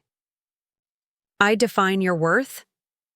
Sarah's voice carried genuine bewilderment. "Mom, I supported you for 3 years. I gave you a home when you had nowhere else to go. How is that not valuing you?" "Because you made it feel like charity rather than love. Because you treated my contributions as inadequate rather than appreciated. Because you saw me as a burden to be managed rather than a person to be respected." Margaret's voice remained steady, but she could feel the weight of 3 years of accumulated hurt pressing against her chest. Around them, the community center continued its evening rhythm. People arriving for support groups, staff preparing for night programming, the quiet evidence of human connection and mutual care that had become Margaret's new normal. "That's not... I never meant..." Sarah's professional composure began to crack, revealing the confusion and fear beneath. "I was trying to be responsible. Taking care of you was my job." "No, Sarah. Taking care of me was never your job. Being my daughter was your job. There's a difference." The distinction seemed to stun Sarah into silence. Margaret could see her daughter processing this concept, struggling to reconcile it with her worldview of problems solved through management and resources allocated through strategic planning. Jim appeared at Margaret's elbow, his presence respectful, but protective. "Everything okay here?" "We're fine," Margaret replied, though the tension in the air suggested otherwise. "Sarah was just leaving." Sarah's eyes flashed with the kind of frustrated anger that had preceded their original confrontation. "This isn't over, Mom. You can't just disappear from your family because your feelings got hurt. Margaret felt the pull of old patterns, the automatic urge to accommodate and apologize. But her new identity as someone deserving of respect held firm. My feelings weren't just hurt, Sarah.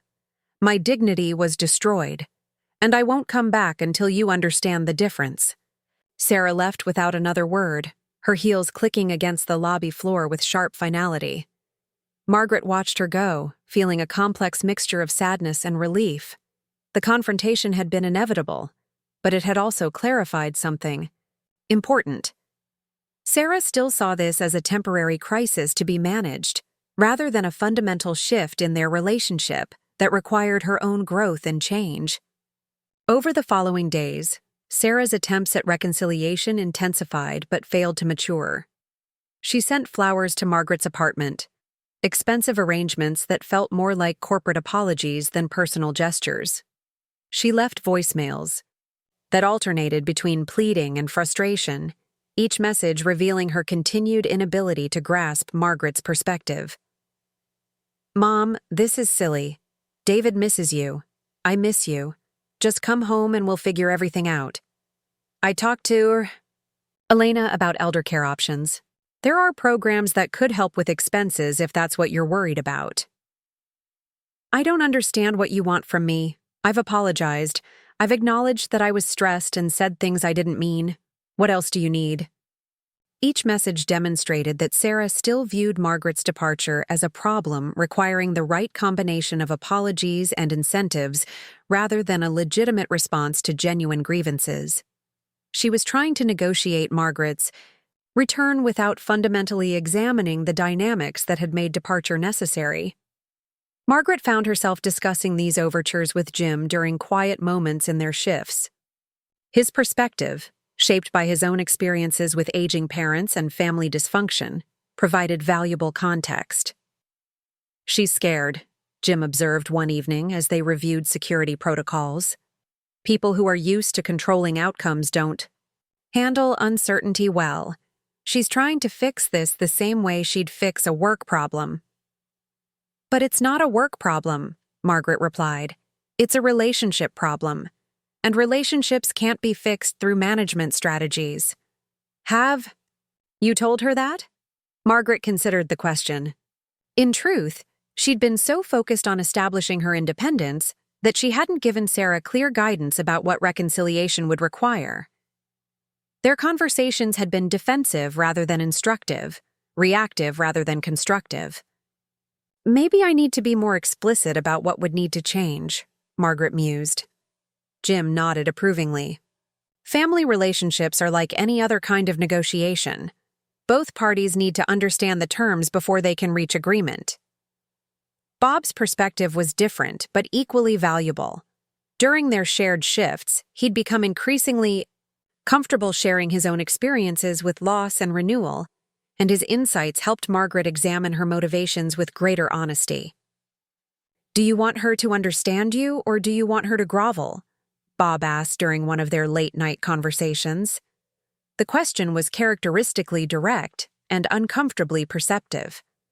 "I want her to respect me," Margaret replied. "Those aren't the same thing, though.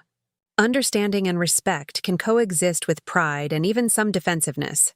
Groveling just breeds resentment." Margaret recognized the wisdom in this observation. Part of her did want Sarah to experience some of the discomfort Margaret had felt during those 3 years of diminishment.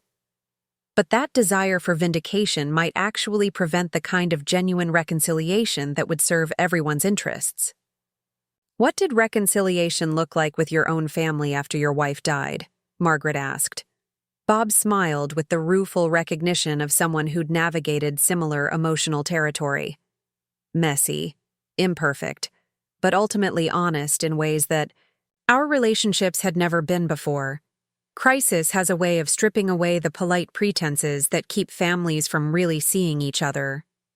Meanwhile, David was experiencing his own form of crisis as the family separation extended into its second week. The teenager who had once navigated the emotional crosscurrents between his mother and grandmother with diplomatic skill was now struggling with the direct responsibility of being the primary communication bridge between two stubborn women he loved.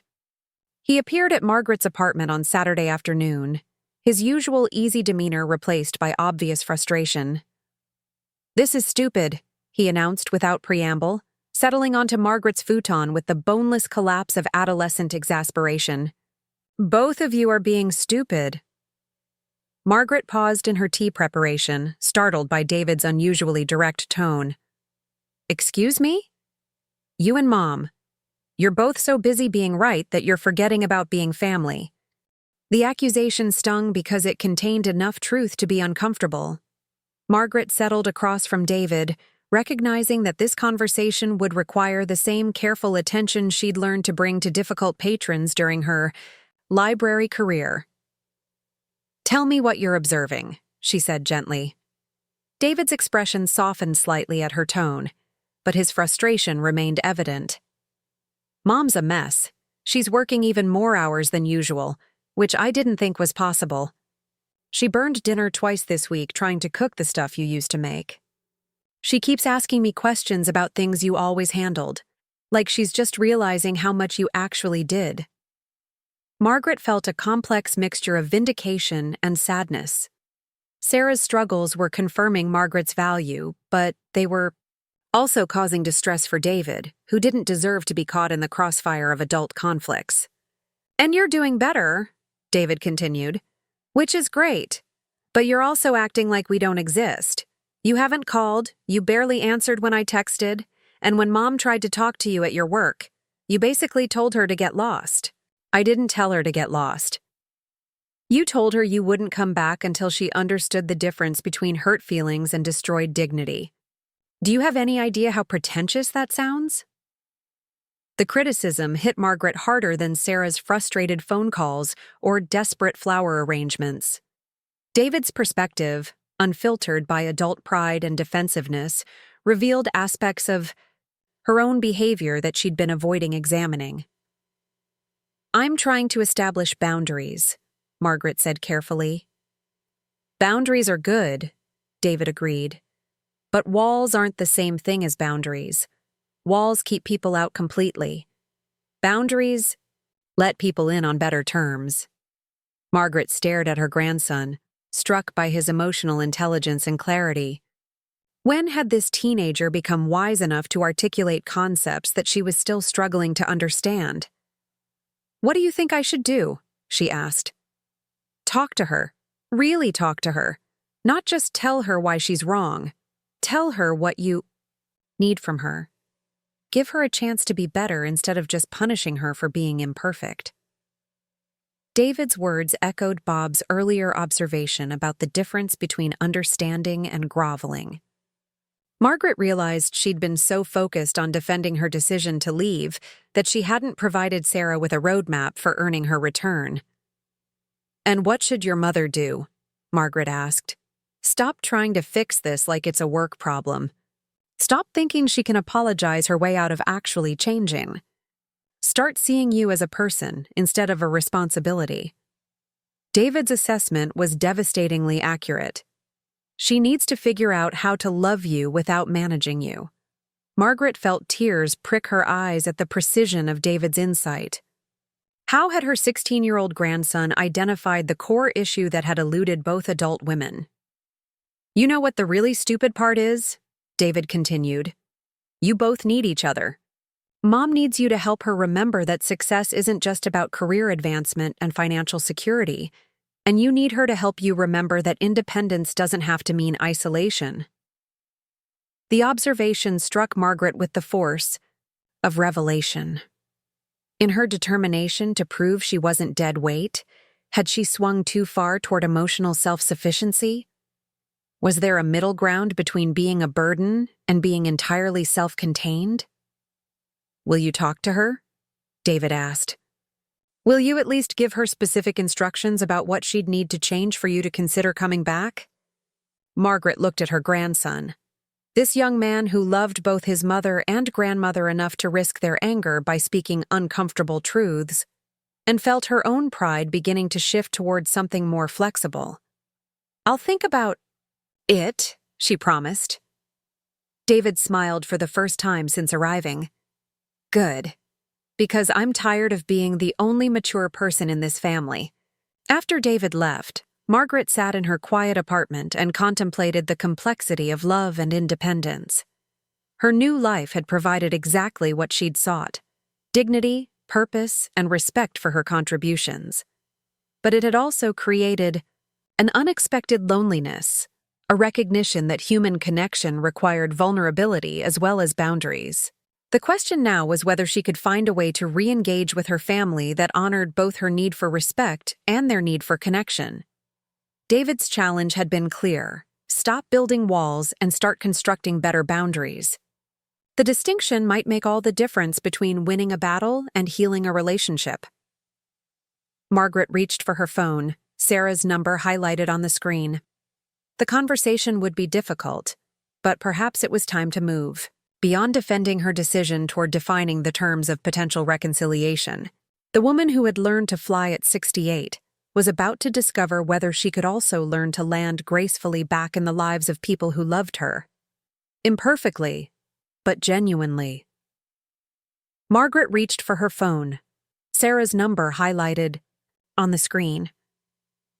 The conversation would be difficult, but perhaps it was time to move beyond defending her decision toward defining the terms of potential reconciliation. The woman who had learned to fly at 68 was about to discover whether she could also learn to land gracefully back in the lives of people who loved her, imperfectly, but genuinely. But before Margaret could make that call, her phone rang with a number she didn't recognize.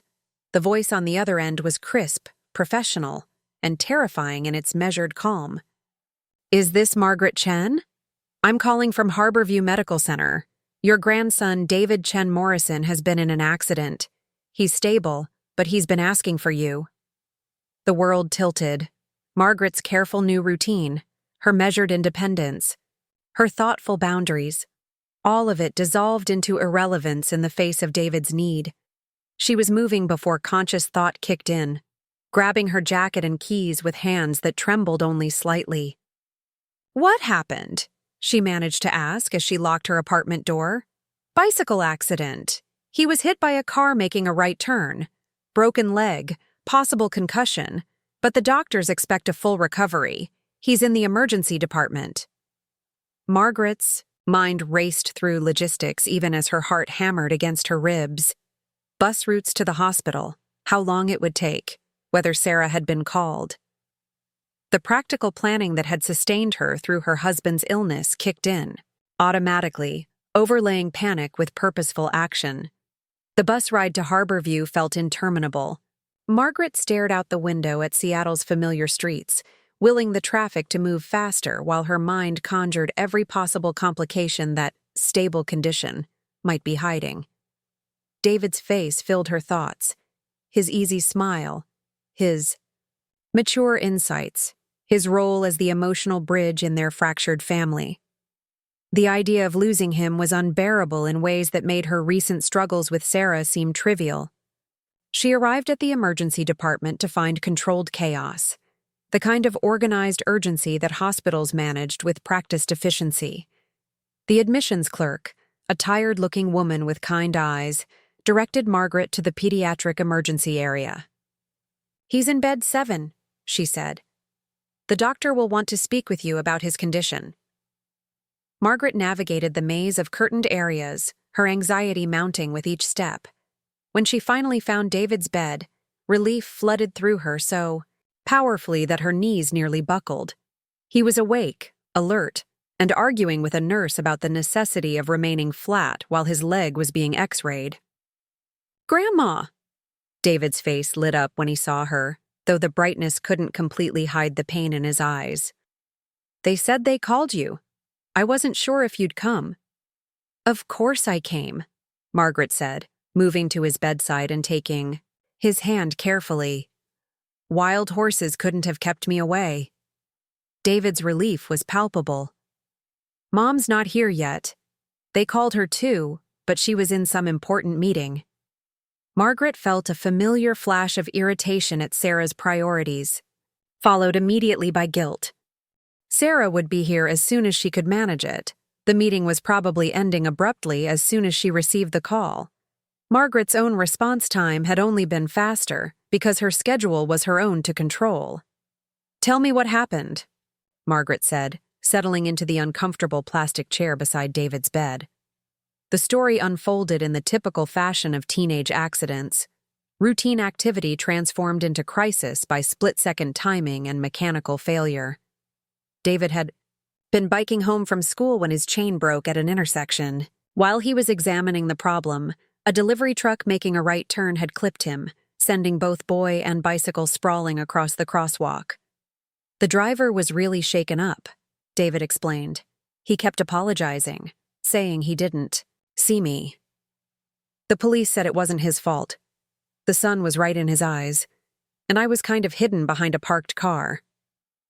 Margaret listened to the details while studying David's appearance with the trained eye of someone who'd spent years evaluating her husband's fluctuating condition. The bruising on David's face looked worse than it probably was, and his left leg was immobilized in a temporary splint pending X-ray results. But his eyes were clear, his speech was coherent, and his grip on her hand was strong. "Have you seen the doctor recently?" Margaret asked. "About an hour ago. They're waiting for some test results, but she said everything looks good. The leg is definitely broken, but it's a clean break that should heal without complications." A commotion in the corridor announced Sarah's arrival before Margaret could see her. Her daughter's voice carried the authoritative tone she used for professional crises, but with an underlying note of barely controlled panic. "I'm looking for David Chen Morrison. I'm his mother. Someone called about an accident." Margaret heard the admissions clerk providing directions, followed by the rapid click of heels against linoleum. Sarah appeared in the doorway of David's cubicle, still wearing her business suit, but with her usually perfect composure cracked by maternal fear. "Oh, thank God," Sarah breathed, rushing to David's other side. "Are you okay? What did the doctor say? Do you need surgery?" Her questions tumbled over each other in the way that anxiety makes coherent conversation impossible. David submitted to his mother's inspection with patient tolerance, answering her rapid-fire inquiries while his eyes moved between the two women flanking his bed. It was only after Sarah's initial panic subsided that she seemed to notice Margaret's presence.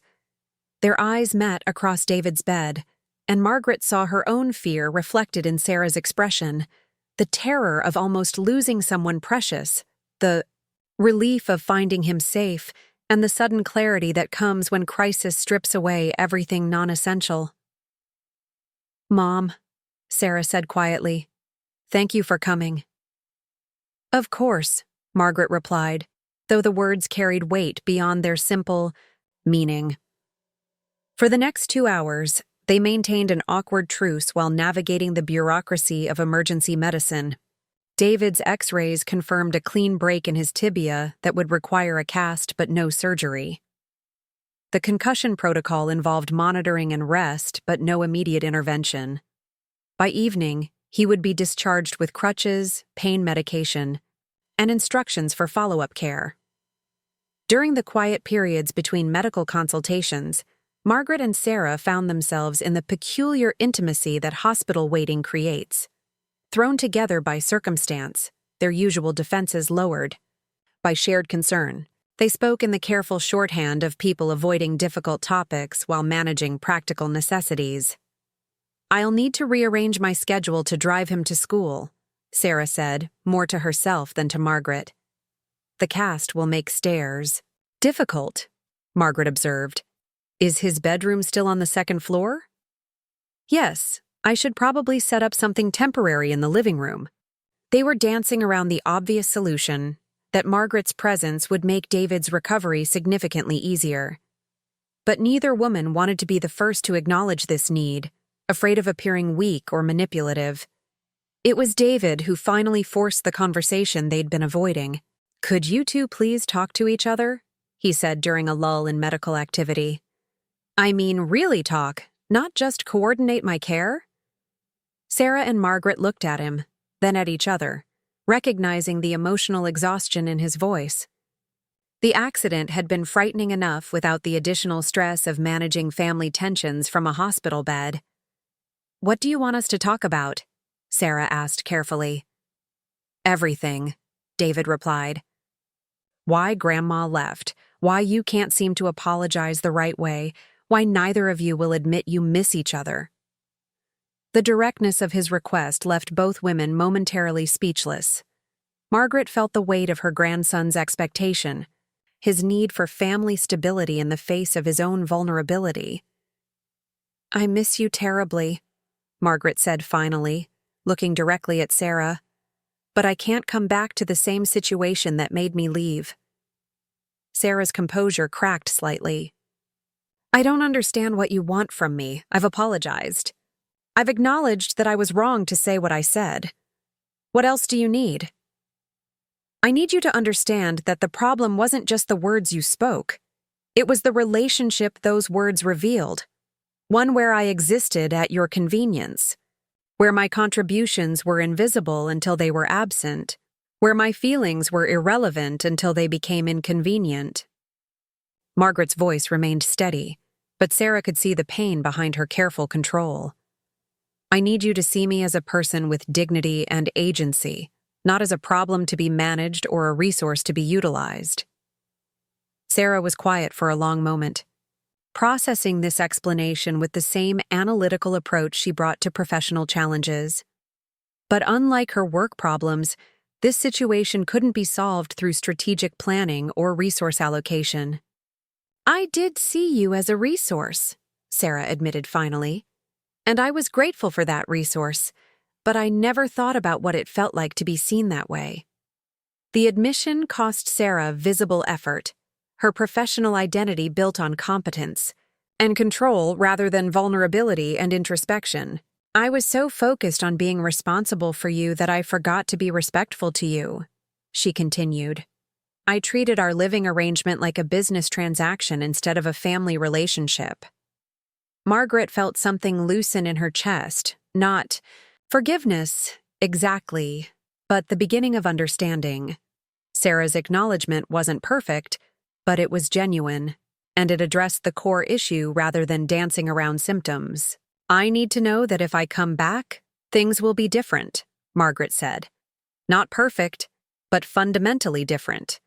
I need to feel like a member of the family rather than a dependent." "How do we do that?" Sarah asked, and Margaret recognized the question as genuine rather than rhetorical. "We start by recognizing that we both have something to contribute," Margaret replied. "You provide financial stability and professional expertise. I provide domestic management and emotional support. Neither is more valuable than the other." David watched this exchange with obvious relief, his tension visibly decreasing as his mother and grandmother worked toward mutual understanding. "And we established some basic ground rules," Margaret continued. "Decisions that affect me get discussed with me. My contributions get acknowledged rather than assumed. My perspective gets considered rather than dismissed." Sarah nodded slowly. "That sounds reasonable. What else?" "I keep my job," Margaret said firmly. "I've discovered that I need work that values my skills and provides independent income. I'm not willing to give that up." This requirement seemed to surprise Sarah, but she considered it thoughtfully rather than rejecting it immediately. "Would you be willing to move back home while keeping the job?" "Maybe, if we can work out the logistics, and if the fundamental relationship changes I've described actually happen." They talked for another hour, working through practical details and emotional boundaries with the kind of careful negotiation that successful relationships require. It wasn't a complete resolution. Too much hurt had accumulated for that to be possible in a single conversation. But it was a beginning, a framework for rebuilding trust and connection on more equitable terms. When David was finally discharged, he insisted on leaving the hospital with both women flanking his wheelchair, his arms linked through theirs in a gesture that was both practical support and symbolic reconciliation. "This feels better," he said, as they waited for Sarah's car. "Like we're actually family again." Margaret smiled at her grandson's simple wisdom. They weren't the same family they'd been before. Too much had changed for that. But they might become something better. A family built on mutual respect rather than assumed obligation, on chosen connection rather than mere circumstance. The road ahead would require ongoing work and continued honest communication. But for the first time in weeks, Margaret felt hopeful that the effort would be worthwhile, not just for David's sake, but for all of them. The road ahead would require ongoing work and continued honest communication. But for the first time in weeks, Margaret felt hopeful that the effort would be worthwhile, not just for David's sake, but for all of them. The negotiations began, in earnest 3 days after David's accident, when the immediate crisis had passed and both women could focus on the more complex work of rebuilding their relationship.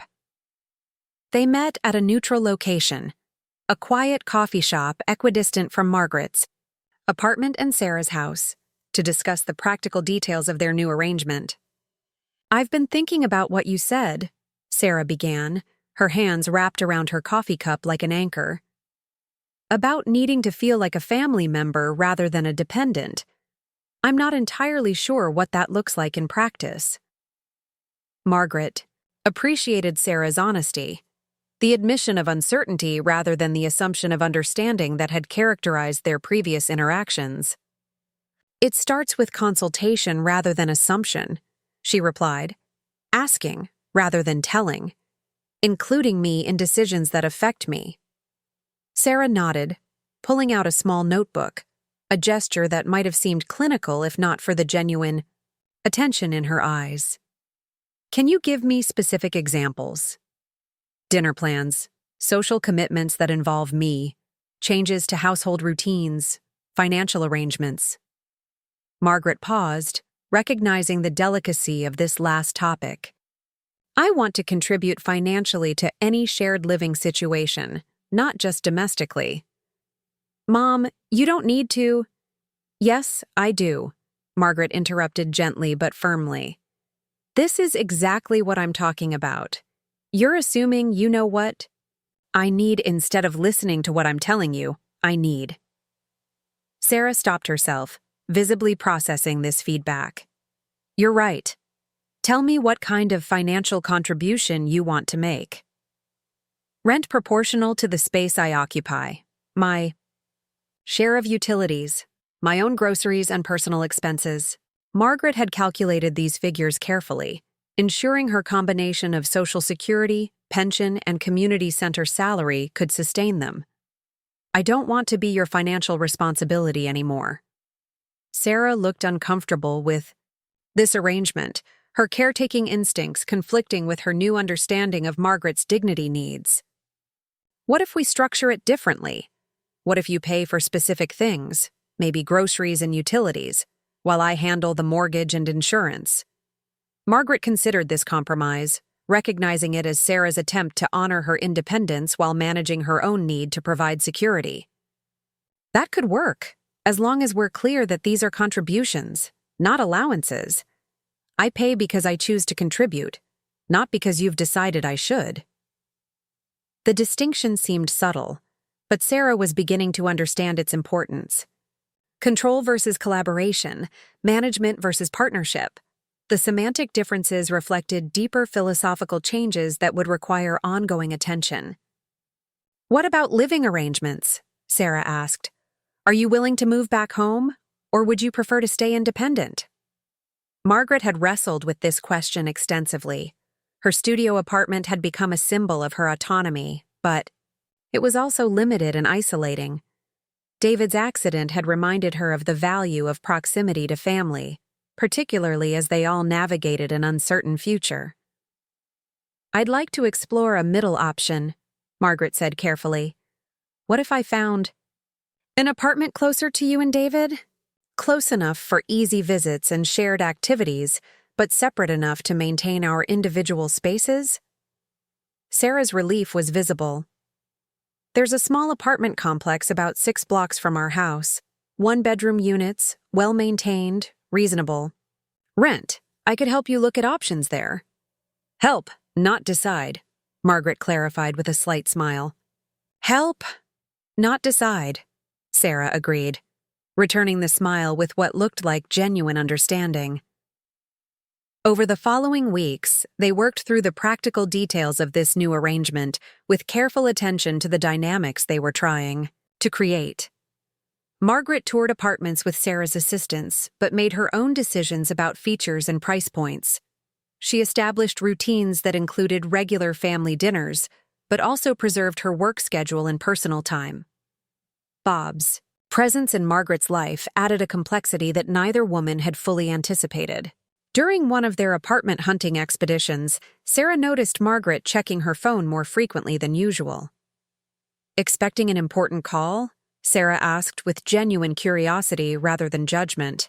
Margaret felt heat rise in her cheeks. A colleague from work. We sometimes talk during breaks. Sarah's eyebrows rose with interest rather than concern.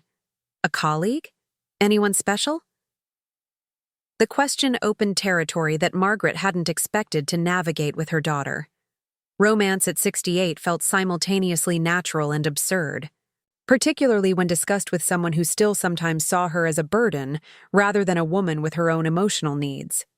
Maybe, Margaret admitted. It's complicated. Good complicated or difficult complicated? Margaret was surprised by Sarah's tone, supportive rather than dismissive, interested rather than patronizing. Good complicated, I think. He's a widower. Also works nights at the community center. We have similar experiences with loss and starting over. Sarah nodded thoughtfully. That sounds healthy. Having someone who understands your situation. The conversation was brief, but it marked another shift in their dynamic. Sarah was learning to see Margaret as a complete person with her own relationships and desires, not just as someone whose primary identity was mother and grandmother. Elena's influence on Sarah's growth became evident during a lunch conversation, where Sarah sought advice about managing the emotional aspects of their new arrangement. I'm realizing how much work Mom did that I never noticed, Sarah confided. Not just household tasks, but emotional labor. Remembering David's preferences, managing family relationships, creating the conditions that made our house feel like home. Elena nodded with recognition. Invisible labor. Women do it automatically, and families take it for granted until it's gone. How do I learn to value that without making her feel like she has to provide it? Sarah asked. By doing some of it yourself, and by acknowledging it when she does it, Elena replied, by treating it as skilled work rather than natural instinct. This insight led Sarah to begin new practices that Margaret noticed and appreciated. Sarah started remembering details about Margaret's preferences and schedule. She began acknowledging domestic contributions explicitly rather than assuming them. Most importantly, she began providing her own emotional labor, checking in on Margaret's well-being, remembering important dates, and creating opportunities for connection rather than waiting for Margaret to manage family relationships. The family's new traditions developed organically from their changed circumstances. Sunday dinners became formal occasions where everyone contributed. Margaret often cooked, Sarah provided wine and conversation topics, and David set the table and led discussions about his school and social activities. These meals felt different from their previous routine because everyone participated by choice rather than assumption. Margaret's work schedule required accommodation from the entire family, but this became an opportunity for respect rather than resentment. Sarah arranged her own schedule to be available for David during Margaret's work nights. David learned to manage more of his own needs rather than relying on his grandmother's constant availability. Instead of Margaret's job being seen as an inconvenience, it became integrated into their family rhythm as an important component of Margaret's identity and contribution. As autumn progressed toward winter, Margaret found herself in the unexpected position of having multiple good options rather than a single desperate choice. Her new apartment was comfortable and close enough to family for easy connection, but separate enough to preserve her autonomy. Her work provided both income and purpose. Her relationship with Bob was developing slowly but positively, offering companionship without overwhelming complexity. Most importantly, her relationship with Sarah had evolved from management to partnership. They still disagreed occasionally, but these disagreements felt like negotiations between equals rather than conflicts between burden and caretaker. "Are you happy?" David asked one evening as Margaret helped him with calculus homework, a routine they'd re-established after his recovery from the accident. Margaret considered the question seriously. Happiness felt like too simple a word for the complex satisfaction she'd discovered. She was challenged, respected, needed, and valued. She was independent while remaining connected, autonomous while staying engaged with family. "I'm content," she replied finally. "And I'm still growing. That feels pretty good at 68. David smiled with the satisfaction of someone who'd helped orchestrate a positive outcome. "Good. Because we're all better when you're yourself, instead of trying to be what you think we need." Margaret hugged her grandson, recognizing the wisdom in his observation. The woman who had learned to fly was discovering she could also learn to land, not in the same place she'd left, but in a better place that honored both her need for independence and her desire for connection. Margaret hugged her grandson, recognizing the wisdom in his observation. The woman who had learned to fly was discovering she could also learn to land, not in the same place she'd left, but in a better place that honored both her need for independence and her desire for connection. 6 months later, Margaret Chen stood in her one-bedroom apartment arranging flowers in a vase that looked remarkably similar to the one she'd broken in Sarah's office, a replacement she'd bought not from guilt, but from the satisfaction of being able to choose her own beautiful things. The apartment buzzed with pre-dinner activity as she prepared to host her family for the first time in her new space. The kitchen was small but efficient, and Margaret had learned to create elaborate meals within its constraints. Tonight's menu reflected her growing confidence: salmon teriyaki with perfectly seasoned vegetables, jasmine rice, and a chocolate cake she'd attempted for the first time at 68. The aromas filled her apartment with warmth and anticipation. David arrived first, navigating the stairs with the easy grace of someone whose broken leg had healed completely. His backpack contained college brochures. He was a senior now, making decisions about his future with the thoughtful deliberation of someone who'd learned early that family relationships required intentional care. "Smells incredible in here." "Grandma," he said, settling at her small dining table with obvious comfort. "Much better than Mom's attempts at your recipes." Margaret smiled, remembering Sarah's early disasters as she'd tried to replicate meals she'd taken for granted for years. "Your mother's cooking has improved considerably. She made that excellent stir-fry last week." "Only after calling you twice for instructions," David replied with fond exasperation. Sarah arrived precisely on time, carrying a bottle of wine and wearing jeans instead of her usual business attire, a small but significant change that reflected her evolving approach to work-life balance. Her face looked more relaxed than it had in years, the constant tension of trying to control everything gradually replaced by the peace of shared responsibility. "Mom, this place looks wonderful," Sarah said, taking in the apartment's careful decorations and comfortable furniture. "You've really made it your own." Margaret felt a flush of pride. The space was entirely hers, chosen, furnished, and maintained according to her own preferences rather than accommodation to others' needs. But it was also designed for connection, with a dining table large enough for family gatherings and a living area that invited conversation. "Thank you. It feels like home," Margaret replied, meaning it completely. The doorbell rang, and Margaret felt a flutter of nervous excitement. She'd invited Bob to join them for dinner, the first time her family would meet the man who'd become increasingly important in her life. Bob Martinez appeared in her doorway with the quiet confidence that had attracted Margaret from their first meeting. He carried a small bouquet and wore a button-down shirt that suggested he understood the significance of this introduction. "Everyone, I'd like you to meet Bob Martinez," Margaret said, noting the curious attention of her family. "Bob is my colleague at the community center and a very good friend." Bob's greeting was warm, but not overwhelming, his handshake firm, as he met Sarah and David with genuine interest, rather than nervous eagerness to impress. Margaret watched her family's reaction with careful attention, noting Sarah's polite evaluation and David's immediate acceptance. During dinner, conversation flowed with an ease that would have been impossible 6 months earlier.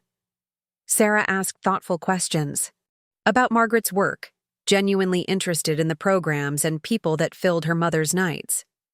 David shared college plans with excitement rather than anxiety, confident that both women would support his choices.